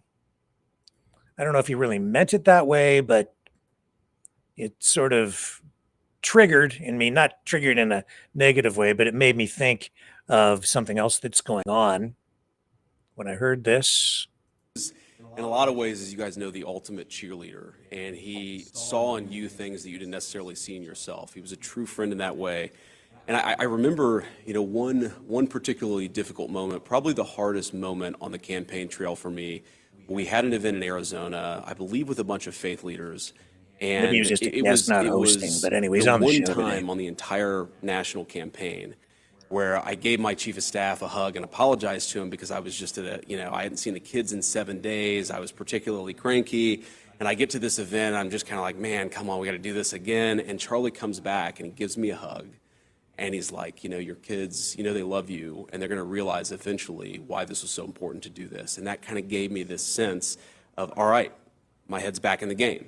And that was what Charlie was always good at, setting ridiculous objectives, but finding some way to motivate people to go after it, even though it was, it seemed unattainable until you got a little Charlie Kirk pep talk. Kaylin, what was your, what's the thing you miss the most about Charlie? What do you think is the most difficult part of replacing the great Charlie Kirk? He uses the word replacing. I'm going to come to that in just a moment. I think, you mentioned him being everyone's best cheerleader, and the last time I saw him, I have a lot of peace in my heart because I had a very good interaction with him, as we always do. I was wandering the hallways of the EOB, and I must have had a horrible look on my face. And he literally, he jumped down the stairs, he put his hand on my shoulder, and he said, "What's going on?" I just mentioned, "Man, my baby's 6 months old. We are going through it. We are really I'm struggling, man." And he sat there and he prayed for me in the halls of the EOB for quite a bit of time. And he didn't need to do that, right? It could have been a quick check-in. And I asked him, I said, "Dude, how do you do it? How are you doing it? You're killing it. You're a great dad. You guys are doing an amazing job at Turning Point. I think you're doing everything you can." And he looks at me and says, "I have a great team." And I laughed and I said, "Cool. So are you going to donate to the Kaylin Dorr Nanny Fund after this?" And he said, "No, that's not what I'm talking about. I have a great team." I said, "You and JD and everyone here in this building are part of the team." And I know that he would be very excited to see all the work that we have going on here in the administration, but also all the testimonials. I mean, I don't know how the guy had the bandwidth. The sheer volume of people whose lives he touched that we're just now discovering is out of control. And I think, growing up, we didn't have a Turning Point. We didn't have a Charlie. We didn't have these kind of people in our lives who dedicated and put in the blood, sweat, and tears to go make sure that this was a thing that existed for people like us. And the lasting message is that, and I think I've said this at Turning Point events before, is that the left wins, the enemy, they win when you feel alone, and when you feel like you're the only one who thinks, eats, prays, breathes, lives the way that you do. And Charlie was so great at connecting those dots and connecting human beings. I mean, our friendships are all stronger because of him with one another, but people, I've never met Andrew, but I know I've talked to him through Charlie for years. Yep. And he was so great at doing that. And so I think it's our mission to go out there and embolden young conservatives, young Christians, most importantly, to go out there and continue to do his work, because it's exactly what he would want. He would want you to go find 5 people who don't believe in Jesus that day and give them, a good lecturing and walk them through everything in a way that is respectful and is, grounded in fact. And I don't know how we replace that, but I think the energy that I'm seeing amongst people is just palpable. It's insane. Yeah, Kaylin, there was this incredible hope at the core of Charlie's character that you could solve so many problems just by communicating with people. Like if he wanted to introduce somebody to God, he would just go and talk to them. If he wanted to introduce them to a new idea, he would just go and talk to them. And it's what makes this particularly tragic is that he was doing the very thing that he loved, the very thing that led him to inspire so many people, and that's when they tried to cut him down. At his strongest, doing the most important thing that he was doing for our country. I mean, Taylor, you mentioned his sister, or your sister, going to a Turning Points event. And the thing about Charlie, and this is, again, something I don't know that people fully appreciate unless you know him particularly well, is he was such a bright guy, right? He read theology and he read political philosophy and he knew all these like crazy citations and he knew like every Bible verse for every particular case, or he knew something that was written by some 15th century political philosopher. You're like, Charlie, where the hell did you get that from? He's like, I just read a lot of books.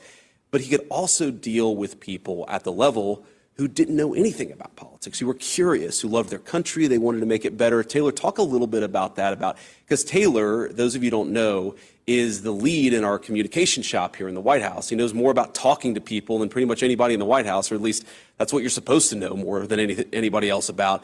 But like, talk about Charlie the communicator, because that's one of the things that made him who he was.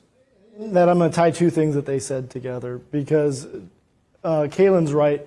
We didn't have a Charlie Kirk. Growing up, we had Barry Goldwater and Reagan, two guys that we barely were alive to know or overlap with. The future has Charlie Kirk.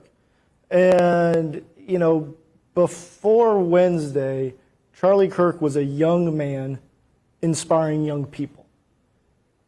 After he was killed, he has become a titan whose inspiration will move through eternity, inspiring millions of people for decades to come. And he does it through both the understanding of biblical terms. I mean, I spent, I'm sure like a lot of people this weekend, spent my weekend scrolling through old videos of Charlie, and one really hit me, the story of Jesus meeting the prostitute, where he says, you know, those without sin cast the first stone. And Charlie points out, everyone forgets what he says next. And he says to the prostitute, go on, sin no more. And Charlie understood both the compassion of the Bible, but the honesty and truth-telling of the Bible. That is what I think has been missing in our political discourse, that you don't have to be nasty, you can be compassionate, but you should tell the truth. And so the future of the political movement is going to be informed by young people brave and courageous enough to tell the truth, but compassionate enough to understand the suffering of those around them. And that's Charlie Kirk. Gentlemen, thank you so much for sharing all those stories, for sharing your time, for talking about Charlie. After the break, I'll be joined by Caroline Leavitt, our incredible White House press secretary. This is the Charlie Kirk Show. And this is Maverick News. And if you want to watch all of that, you can go watch the Charlie Kirk Show. That was a clip from Rumble. You'll find it over there. But he talked or used the word replace Charlie Kirk. And that made me think. In fact, this was something that was brought to my attention today by someone sending clips and news tips, as happens all the time, every day around here. And it focused my attention on this guy here, Milo Yiannopoulos, a name that I hadn't heard for quite a while. He really made a splash back in, I think it was around 2017. Big Trump sort of supporter, as I recall. Very unusual figure for the conservative movement. And this is the Western Standard reporting a few days ago that Milo Yiannopoulos unretires in the wake of Charlie Kirk assassination. You killed the nice guy, so I guess you get me, it says here. He is not your typical conservative social media influencer. He, very weird sort of public figure. Gay, then said sometime later that he's no longer homosexual. Now I'm not so sure. I don't know how people choose to be and then not choose to be back and forth, but he seems to be flip-flopping on whether he's homosexual or not, although he did get married to a man. He says that he will be unretiring and launching a series of on-campus speaking events following the assassination of Charlie Kirk.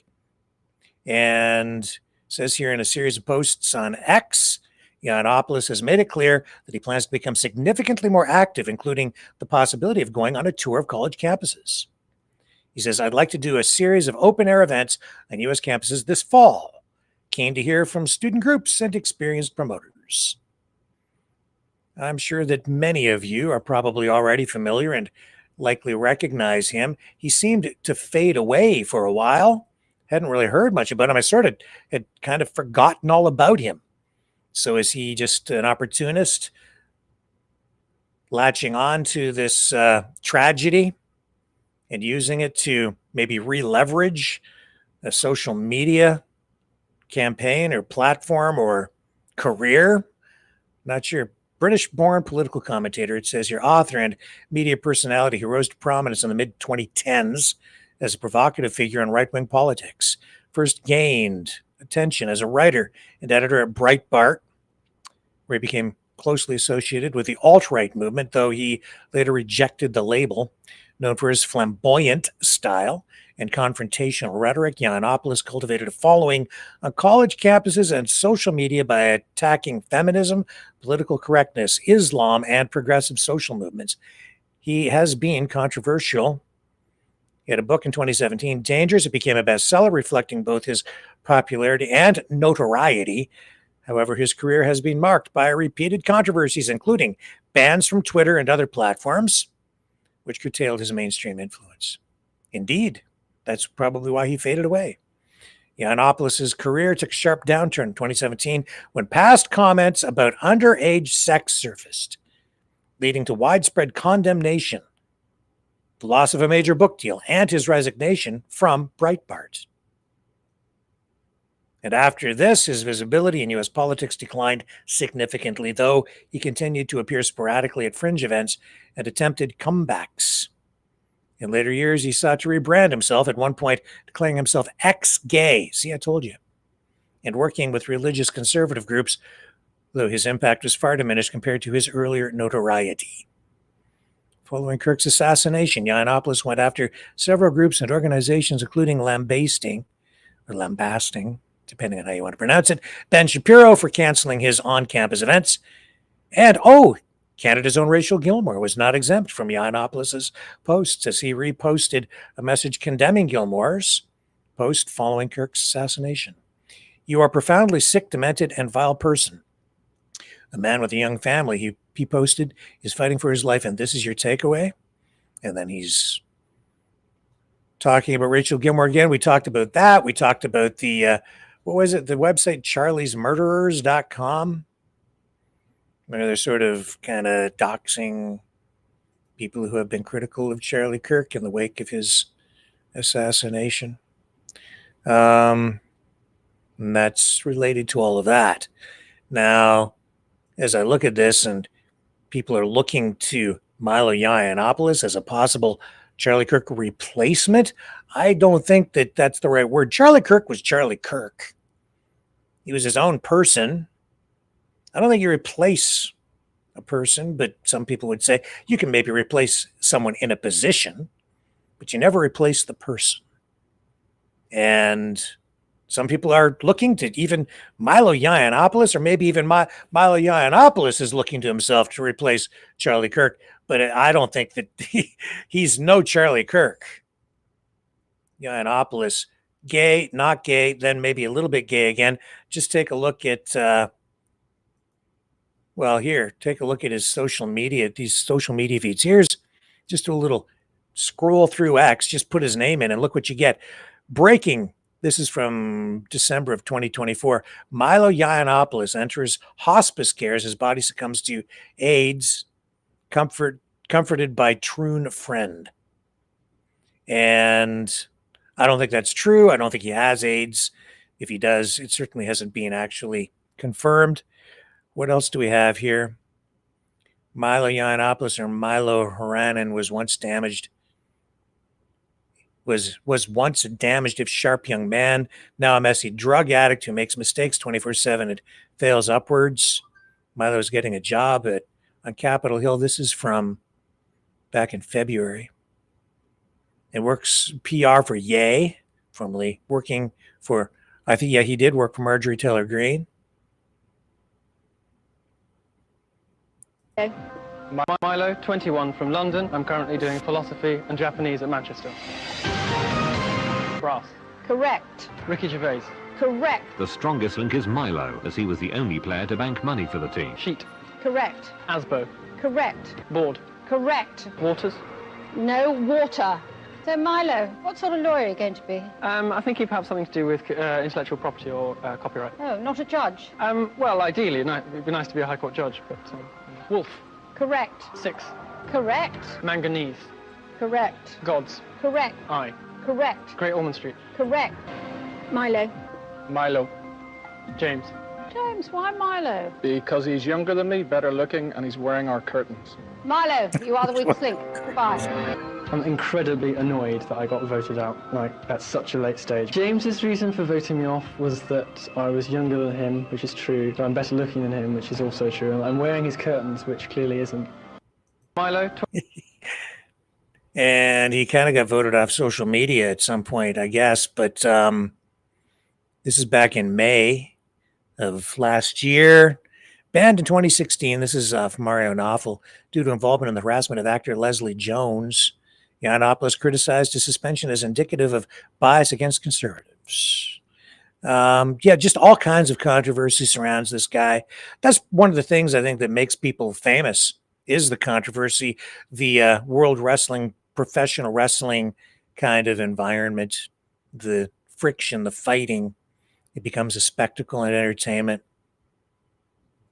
You just scroll down and you find all kinds of weird stuff and controversial stuff. September 2024. There he is with the stay off my lawn guy, Gavin McInnes. Twink death hit Milo Yiannopoulos hard. I don't know what that even means. I'm just not in the groove when it comes to the lingo, whatever that means. What else do we have? Parody account, Molly Tuttle Dem. You had better be there to get it. Milo Yiannopoulos broke the internet and people's brains in a way that will never be replicated. We are living in the wake of that moment. PJ, I can't emphasize this enough, it says here. There was no conservative influencer ecosystem for teams from 2000s to 20. I don't know what this is all about. Oh, my goodness. Milo Yiannopoulos, old Instagram named after a famous Nazi, proves what many deny is a classic textbook Nazi, Iron Cross and all. And I don't know if any of that is true at all, but hey, why not just call him that?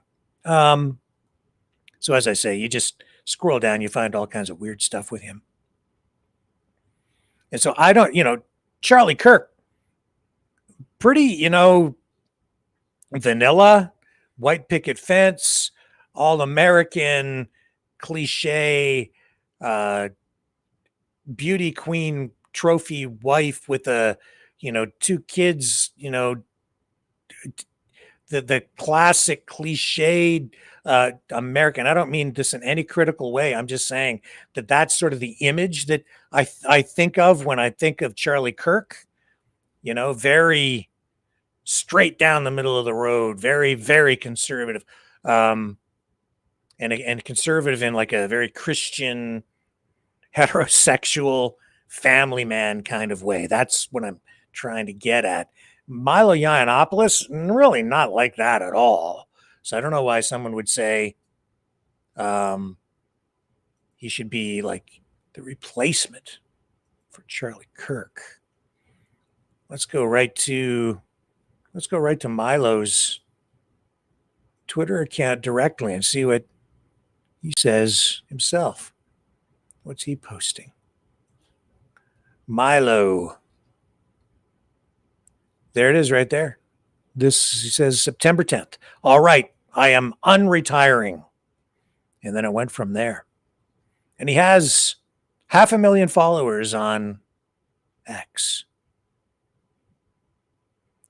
Oh, and look who he's followed by. Look right there. Followed by Mario Knopfel and the Justice Center for Constitutional Freedoms.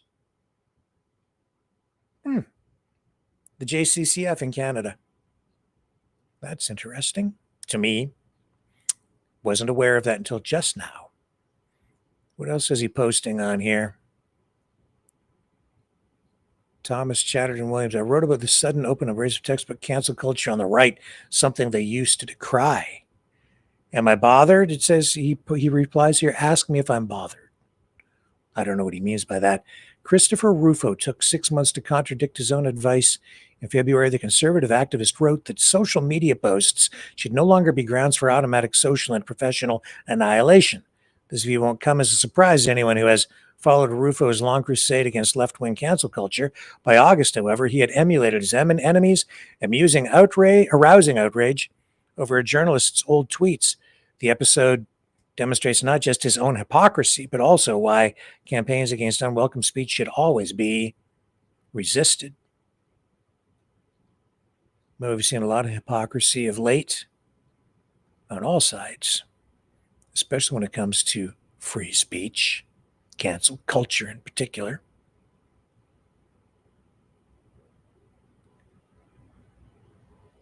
Oh, and there's the one protester out there in Ottawa today is saying that he's an anti-Semite, and then people are saying, "Oh, get out of here! Nobody here is an anti-Semite." I do hear it all the time. These days, never used to ever. Now I hear it all the time from all over the place. And this guy here posting is now right on here saying that, damn, it's so damn obvious. Israel murdered this guy before he went full Candace Owens mode. Is now Bibi and the Israeli hard right government has a mandate. I gotta be careful the way I say this. They're gonna try to ethnically cleanse Gaza. I mean, I don't use that term lightly, okay? They're talking about... Okay, so some people are saying it's stuff like that that resulted in what we just witnessed. And basically removing 2.5 million people, okay? It just, oh man, I don't even want to get into it.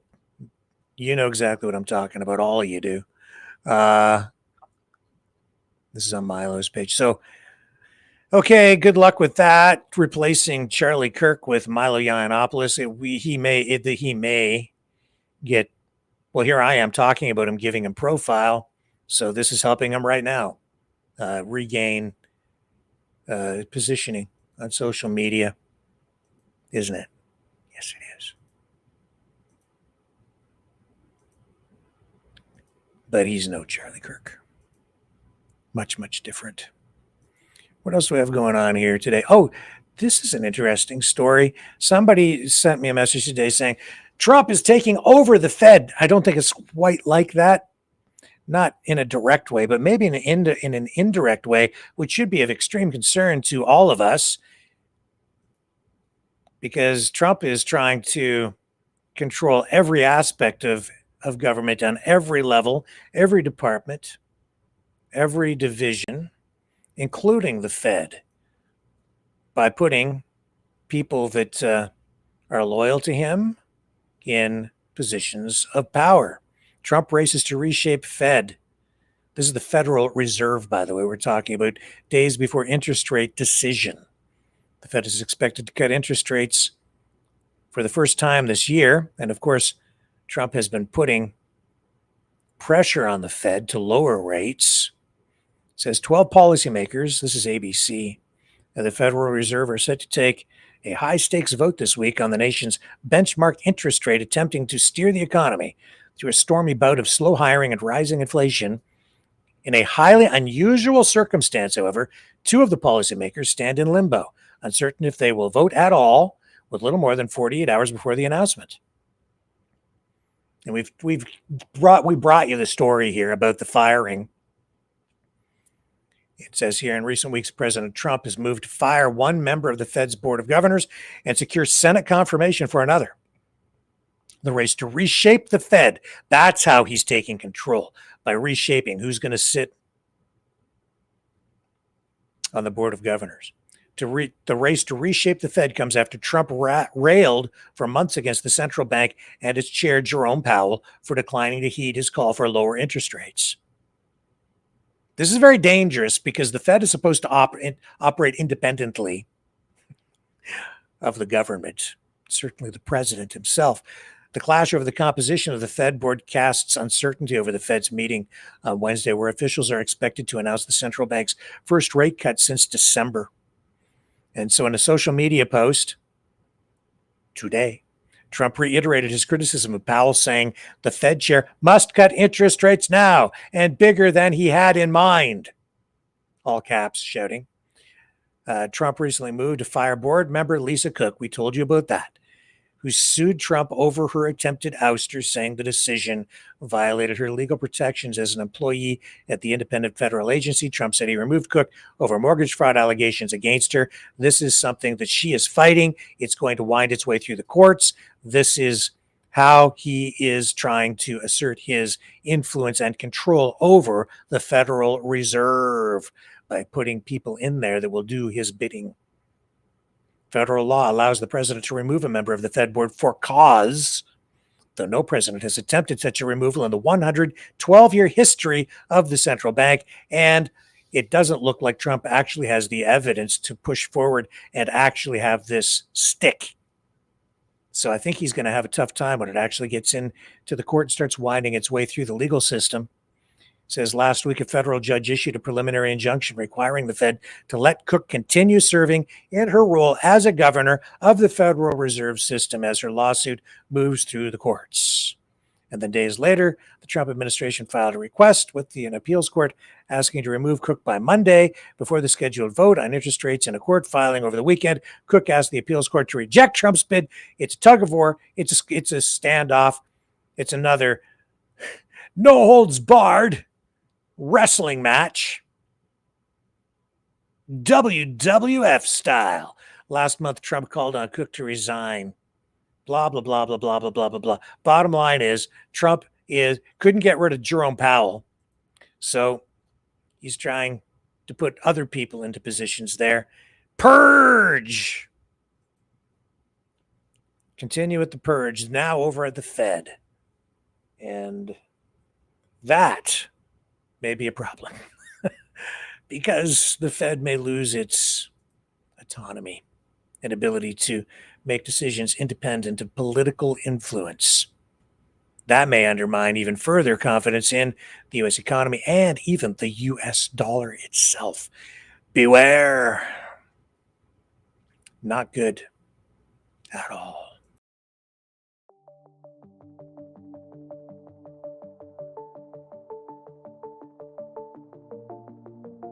Greetings, brave mavericks. Our quest for truth continues. We go beyond fake news. Together we expose propaganda. Together we pull others out of rabbit holes. We are maverick thinkers. We are all unique individuals. Defenders of individual rights and freedoms. Credible. Trusted. Grounded in reality. Maverick News. Maverick News. Defending free speech. Free speech. Donate at freedomreporters.com. Do it now.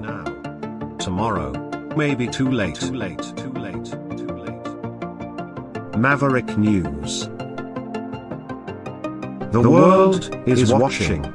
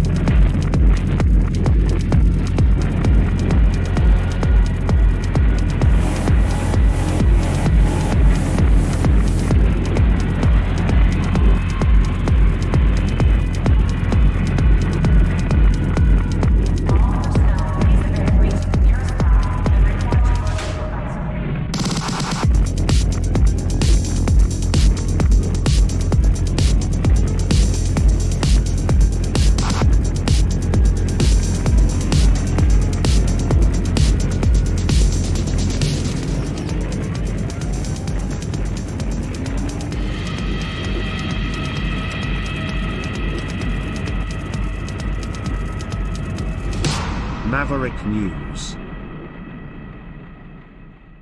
The world is watching. So no way do I mean this in a critical manner toward Charlie Kirk himself, but his death has absolutely been politicized. And like, if you, there's, you can, it's undeniable. And this is a story that, I don't know, this is raising red flags for me, setting off alarm bells. Stephen Miller. He's saying that, look at this headline here.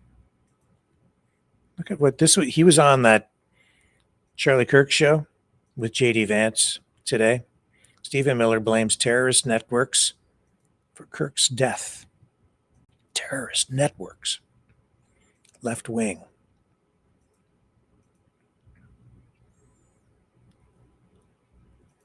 Stephen Miller blames terrorist networks for Kirk's death, stoking MAGA outrage.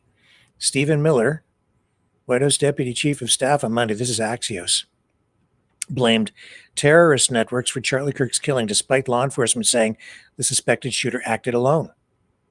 Why it matters, members of the MAGA movement, began demanding retribution and calling for war. The Democrats, even before police had arrested a suspect or identified a motive, and President Trump has stoked that furor. That's what it's saying on Axios. So this also making headlines now on other media outlets. Let me take a look here. So is Stephen Miller using the Charlie Kirk assassination as a pretext to go after just political opponents? I see that the death is being used as a political vehicle, a political tool, maybe a political weapon. Charlie Kirk's death, MSNBC, becomes Stephen Miller's latest rallying cry against the left. Miller vowed to dismantle these terrorist networks and to do it in Charlie's name.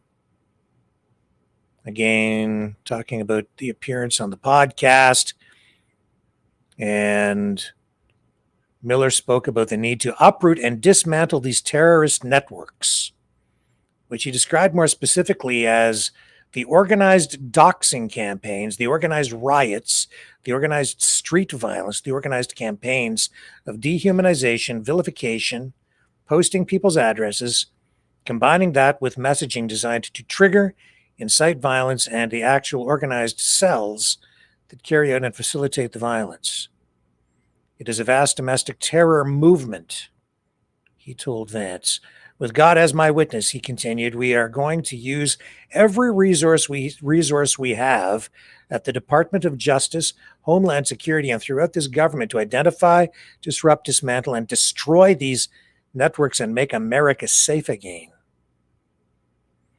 Miller continued, for the American people, it will happen, and we will do it in Charlie's name.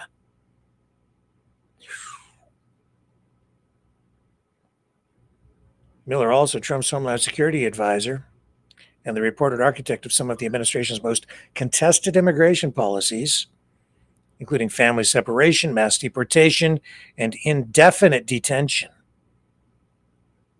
has often amplified isolated acts of violence to support sweeping, and critics say cruel, policy shifts. Miller has also repeatedly claimed without evidence that the Democratic Party has been completely radicalized. This does concern me.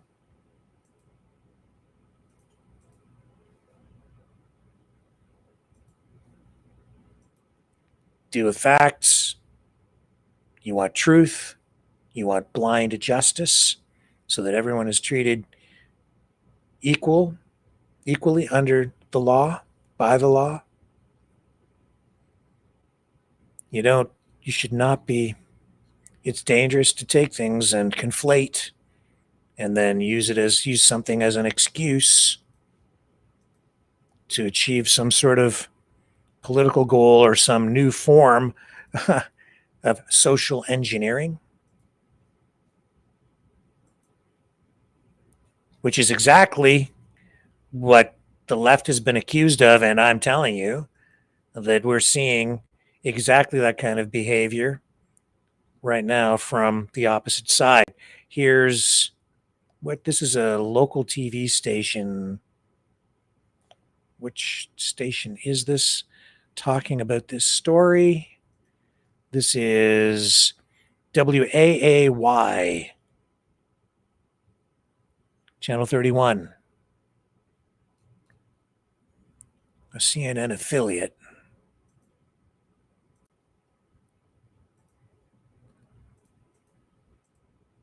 The vice president hosted Kirk's podcast today, and he remembered the MAGA activists with several top officials of the Trump administration, including White House Deputy Chief of Staff Stephen Miller. Notably, Miller told Vance that the White House is going to go after leftist terror networks in the name of Charlie Kirk. Organized doxing campaigns, the organized riots, the organized street violence, the organized campaigns of dehumanization, vilification, posting people's addresses, combining that with messaging that's designed to trigger and incite violence, and the actual organized cells that carry out and facilitate the violence. It is a vast domestic terror movement. And with God as my witness, we are going to use every resource we have at the Department of Justice, Homeland Security, and throughout this government to identify, disrupt, dismantle, and destroy these networks and make America safe again for the American people. It will happen, and we will do it in Charlie's name.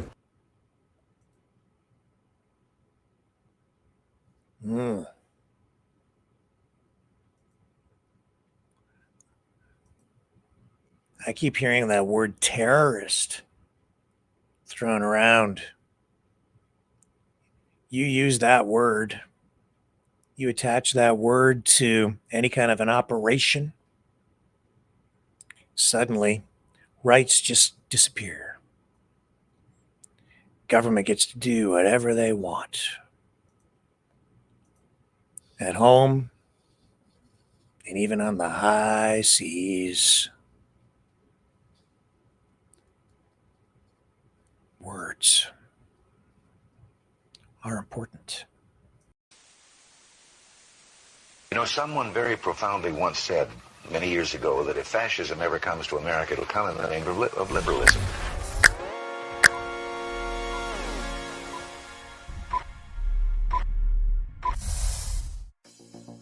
Well, I think it's time we ask ourselves if we still know the freedoms that were intended for us by the Founding Fathers. If we lose freedom here, there's no place to escape to. This is the last stand on earth. The entire world is watching.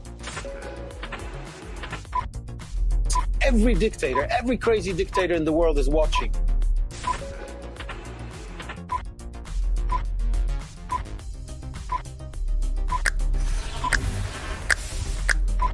The world is watching.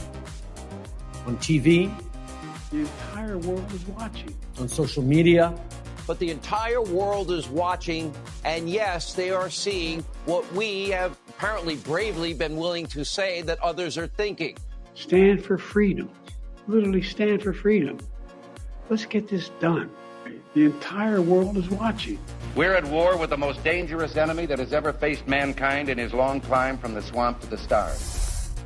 Maverick News. Maverick News. Maverick News. Let me have more control of my own destiny.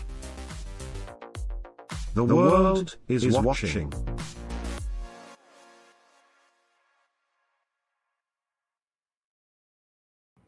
Okay.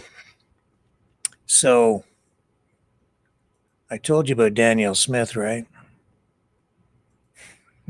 And we're talking about terrorists and digital IDs and our new high-tech society, social engineering. And I'm just here. Look at this.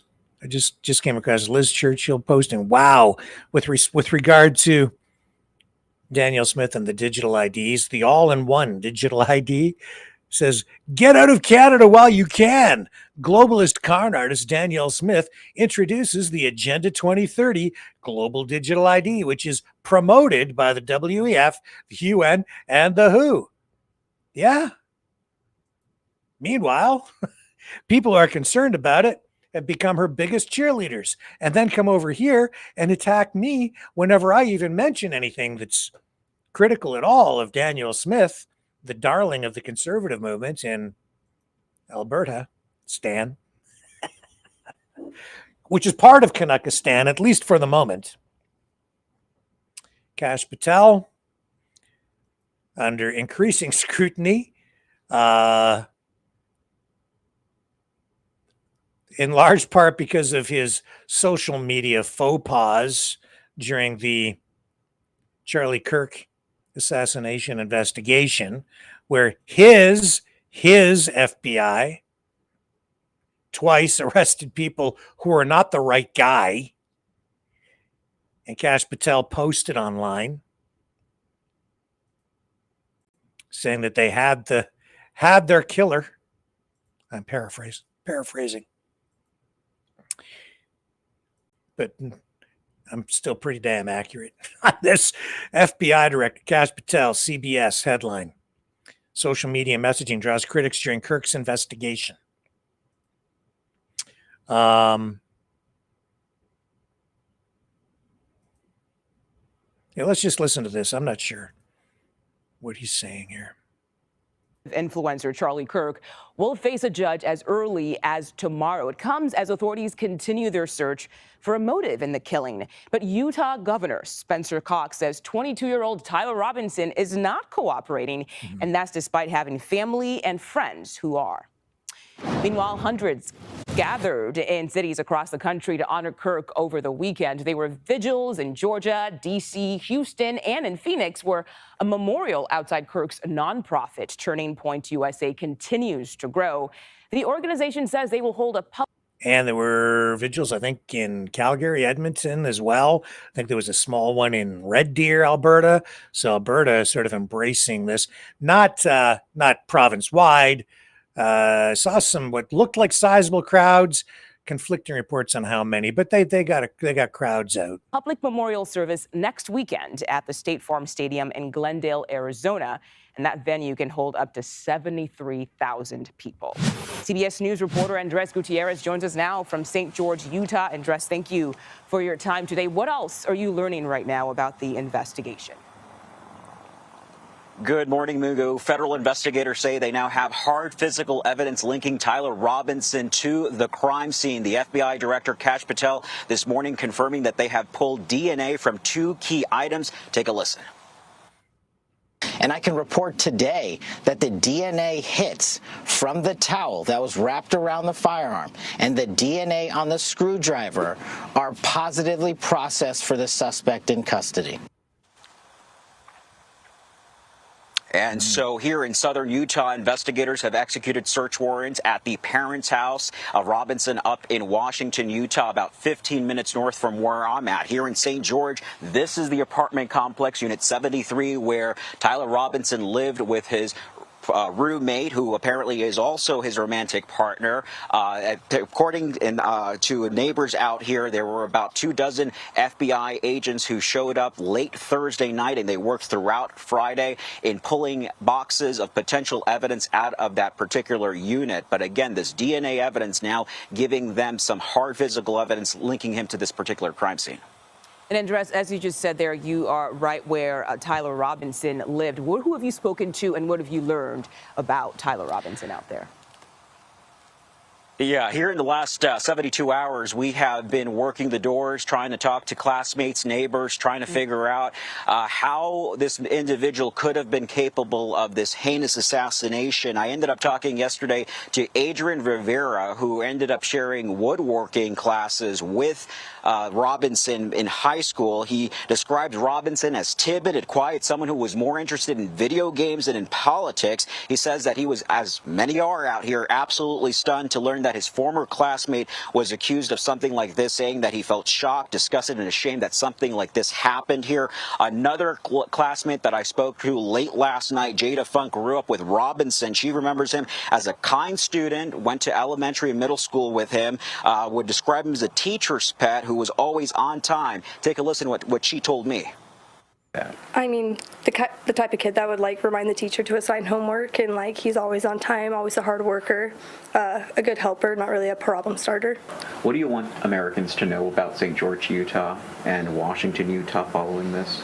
Just that this doesn't describe kind of who we are and what kind of people we bring out. This was kind of out of the blue for all of us, those who knew him and those who didn't. So I don't think we should really be trademarked by this. I think we have a lot of good people, a lot of good families and stuff. And that was the sentiment also at a vigil that was held at Veterans Park in Washington, Utah, where Robinson's parents live. I also did have a chance to attend the chapel where his parents would go to church. I spoke with their bishop, who declined to talk about the ongoing investigation. There was no mention of what happened on Wednesday's shooting at that particular service. So overall, just a lot of people stunned by what happened. Yeah, I'm sure they are. Still a lot of questions about this. Andres Gutierrez, thank you so much. A lot of questions. I wonder about a lot of things. How did he get? Where's the gun in that backpack? The rifle assembled, disassembled, left in the woods. A lot of things that just don't seem to quite fit together. Maybe we'll learn more as the investigation evolves. Kash Patel, though, not really helping with his social media posts. The whole Kash Patel FBI thing, it seems like it's a shadow of what the FBI used to be in many respects. But, I think some of this criticism being leveled at Kash Patel tonight is justified. Here on CBS, you'll see, here's a quote. I believe this is still it, yeah. Toward the end of his remarks about the killing of Charlie Kirk last Friday, Utah Governor Spencer Cox warned about the ills of America's increasingly vitriolic online culture. Quote, and we ran this clip on the show, social media is a cancer on our society right now, he said, imploring citizens to log off, turn off, touch grass, as I've told people, or a tree, hug a family member, and go out and do good in your community. I've been saying that too. Standing next to him was a stony-faced FBI Director, Kash Patel, who looked like a deer caught in the headlights, frankly, when he walked in there. Looked very confused, out of place, didn't look like he knew what he was doing at all. Didn't even look like he knew where he was going to stand. Certainly didn't look like he was in charge. Kash Patel, a heavy social media user who posts far more frequently than his predecessors in the job, Christopher Wray and James Comey. The juxtaposition did not go unnoticed by Bureau veterans. Quote, this is the heart of the matter. You can be a social media influencer or you can be FBI director. One recently retired special agent told CBS News, quote, but you can't be both. But Patel, it says here, is both, upending the agency's cautious communication culture with a steady flow of online observations and updates. The clash in cultures has never been more clear than it was last week. And this is, I'm going to read this because this is right again hits the nail right on the head. When the FBI chief faced intense scrutiny for his handling of the high-profile case, repeatedly he turned to social media to tout major developments in the case. In some cases, prematurely. Even rookie reporters know better. Hours after the shooting, it says, he posted to his nearly 2 million followers on X at 6:21 p.m. Eastern Time, quote, the subject for the horrific shooting today that took the life of Charlie Kirk is now in custody. Then, less than 2 hours later at 7:59 p.m., he had to backtrack, posting, quote, the subject in custody has been released after an interrogation by law enforcement. Patel sought to address the quick and misleading initial post during a Fox News interview Monday. He goes on here and he says, I was being transparent with working with the public on our findings as I had them, he said. I stated in the message that we had a subject and that we were going to interview him, and we did, and he was released. Could I have worded it a little better in the heat of the moment? Sure. But But do I regret putting it out? Absolutely not. Well, you should, because it's that kind of irresponsible posting on social media by a police official of any kind that can jeopardize an investigation, damage reputations, destroy lives. Yeah. Violate people's rights, create legal loopholes through which criminals can escape justice, undermine investigations, give away information that can compromise interrogations of other witnesses. Kash Patel is not qualified, in my opinion, and you can clearly see that's the case right here. He should resign. He's incompetent. Never should have posted this stuff, ever. In fact, I would say that I'll say this: the guy that he identified, if I were him, I would sue Kash Patel and the FBI. And he'd never have to work another day in his life because he didn't do it. Let's take a look. Here's Kash Patel's X feed, and this is what he posted at that time. The subject in custody has been released after an interrogation by law enforcement. Our investigation continues, and we will continue to release information in interest of transparency. Now look what he posted originally on September 10th. The subject, and look at the wording. I would not have done this even on my first day on the job as a paid professional journalist. I would never word it like this. The subject for the horrific shooting today that took the life of Charlie Kirk is now in custody. Thank you to the local and state authorities in Utah for your partnership with FBI. We will provide updates when available. Now, he doesn't use the guy's name, but the picture and the video had been plastered all over social media. And you're basically convicting this guy without a trial in the court of public opinion through social media, a mob out there looking, just looking for some sort of instant justice, and he's trying to provide it on X. Now, even though he posts hours later that the suspect has been released, he doesn't use the word suspect. He uses the subject in custody has been released. And here he says the subject for the horrific shooting today that took the life of Charlie Kirk is now in custody. So he's saying that the subject is guilty, that he did it.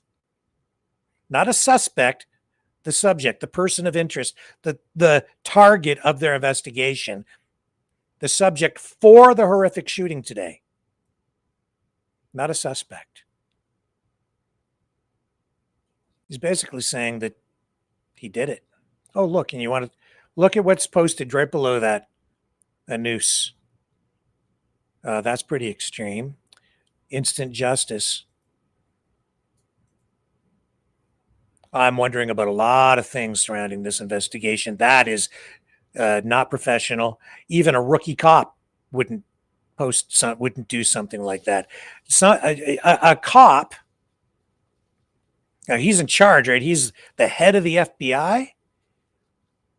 Oh, that even an investigator, a chief of anybody, a media guy.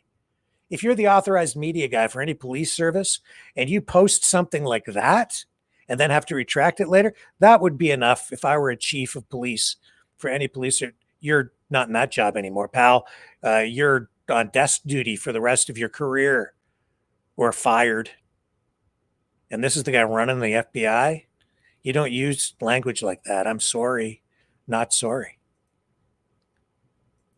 It's one of the most, it's a job that carries perhaps some of the most heavy responsibility in all of the United States, in the free world, the director of the FBI. It has to be, you need someone in there with, unquestionable integrity. Not that they do that, as you can see, and someone with just unwavering professionalism, demanding the highest of standards, not only of the people under his command and those that he is responsible for, but also of himself. And that's not what we got here. Twice he posted saying they got the right guy, and twice he was wrong because he didn't wait. He didn't wait for verification. Now, as a result, that guy who was dragged around on social media, face exposed, then Patel posts says that they got him, that guy's been damaged. And I would say that he probably has a pretty strong case if he wants to sue, a really strong case. And they probably have to pay him a lot of money in some sort of a settlement. Just saying. Not cool. Not cool. But it's become a source for parody and humor. Not just criticism, and there's been lots of that too. But here's The Onion.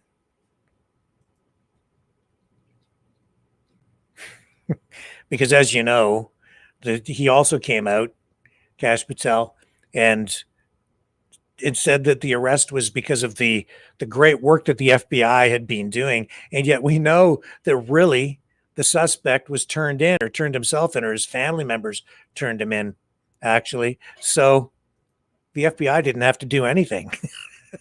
Ultimately, they put his picture out there, but the guy admitted, I guess, that he did it. Says desperate Kash Patel asks, this is The Onion, this is a joke. Desperate Kash Patel asks shooter's family if they can solve any other cases. Even in the darkest of moments, there is a lining of humor sometimes. And also in that vein tonight, if I still have it here,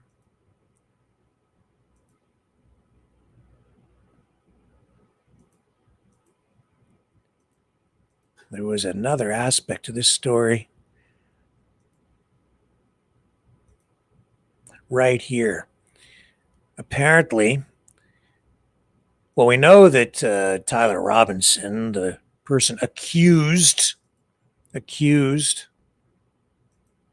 of shooting Charlie Kirk, innocent until proven guilty, is not cooperating with the authorities. That's what we're told. But we're also seeing reports tonight that he admitted his guilt in his Discord chat 2 hours before he was turned in, handed over to the FBI, not because they went and caught him. Apparently, we're told that he posted in his Discord, "Hey guys, I have bad news for you all. It was me at UVU yesterday. I'm sorry for all this. I'm surrendering through a sheriff friend in a few moments. Thanks for all the good times and laughs." Here's how Fox News reported this. Breaking right now, reports of a confession posted on Discord from Charlie Kirk's suspected assassin hours before, after the murder, but hours before his father turned him in to authorities in Utah. This is Washington Post reporting on this at this point. Justice correspondent David Spunt joining me now live from Washington. Hi, David. What can you tell us? Hi, Martha. About 2 hours before he was turned into authorities, this according to the Washington Post. We are working to independently confirm this as well, but the Washington Post says that Tyler Robinson, the 22-year-old suspect charged in Charlie Kirk's murder, confessed, and I want to read this according to the Washington Post, writing on Discord, that social media chat group that the FBI says he used, quote, "Hey guys, I have bad news for you all. It was me at UVU yesterday. I'm sorry for all of this." This coming from the Washington Post. Now, this comes as DOJ officials began late last week and over the weekend looking at the potential for at least one federal charge. No guarantee they'll get there. A department spokesperson declined comment, but a source familiar said investigators are not ruling anything out at this time, especially his online gaming presence, his chats, as we just mentioned. Who was he talking to?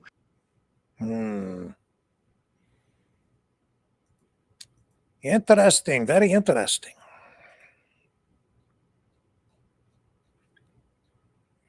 So that will continue to make headlines in the days ahead because they have turned the Charlie Kirk assassination into a very political thing. And there are many aspects to that. Fueling protests, vigils, and maybe even investigations and the purging of terrorists domestically from the left by a Trump administration person, Stephen Miller, who pretty far to the right.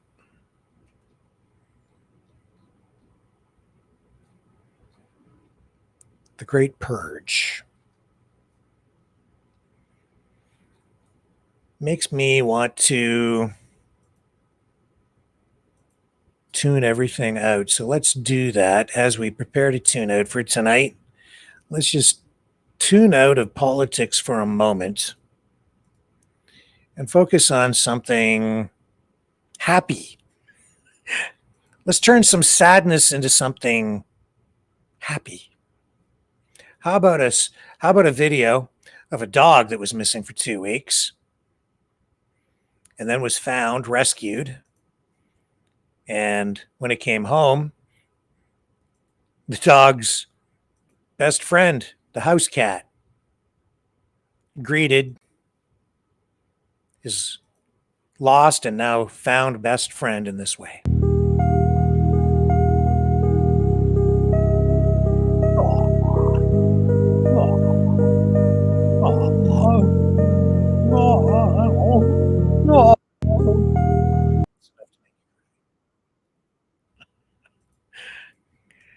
With that, I'm going to leave you guys. Thanks for hanging out here tonight. I'll do my best to be back here tomorrow night again, 7 p.m. Eastern. What am I going to leave you with here tonight? Well, what choice do I have? You know the song. See you tomorrow on the flip side.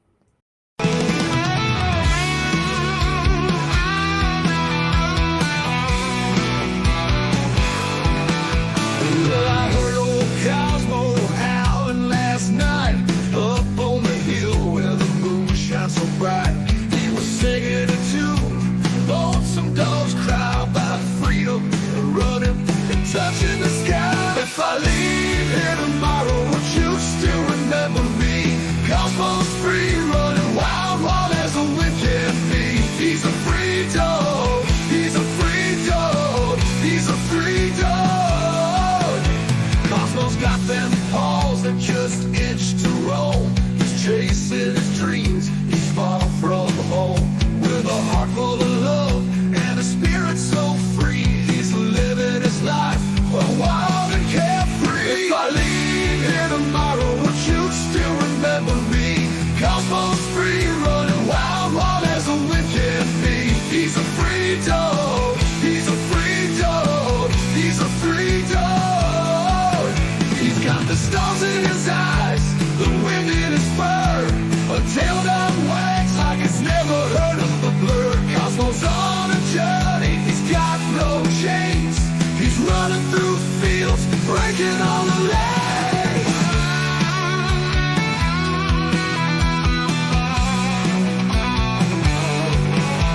Now the night's getting cold and the sky's turning gray, but Cosmo's still out there, he's miles away. He's not looking back, he's got his path to tread. With every step, he's leaving his path. If I leave here tomorrow, would you still remember me? Cosmo's free, running wild.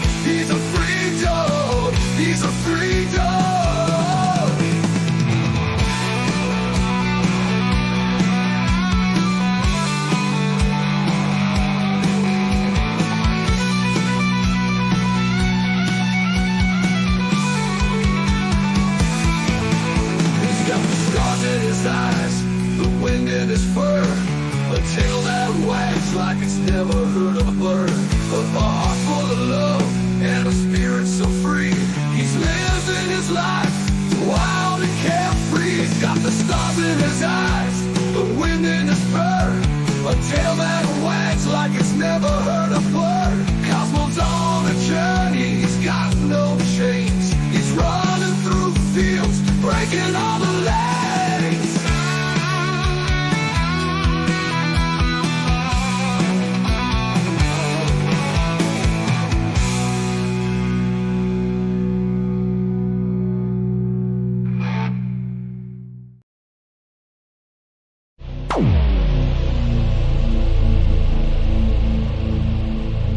This has been a Maverick Multimedia production.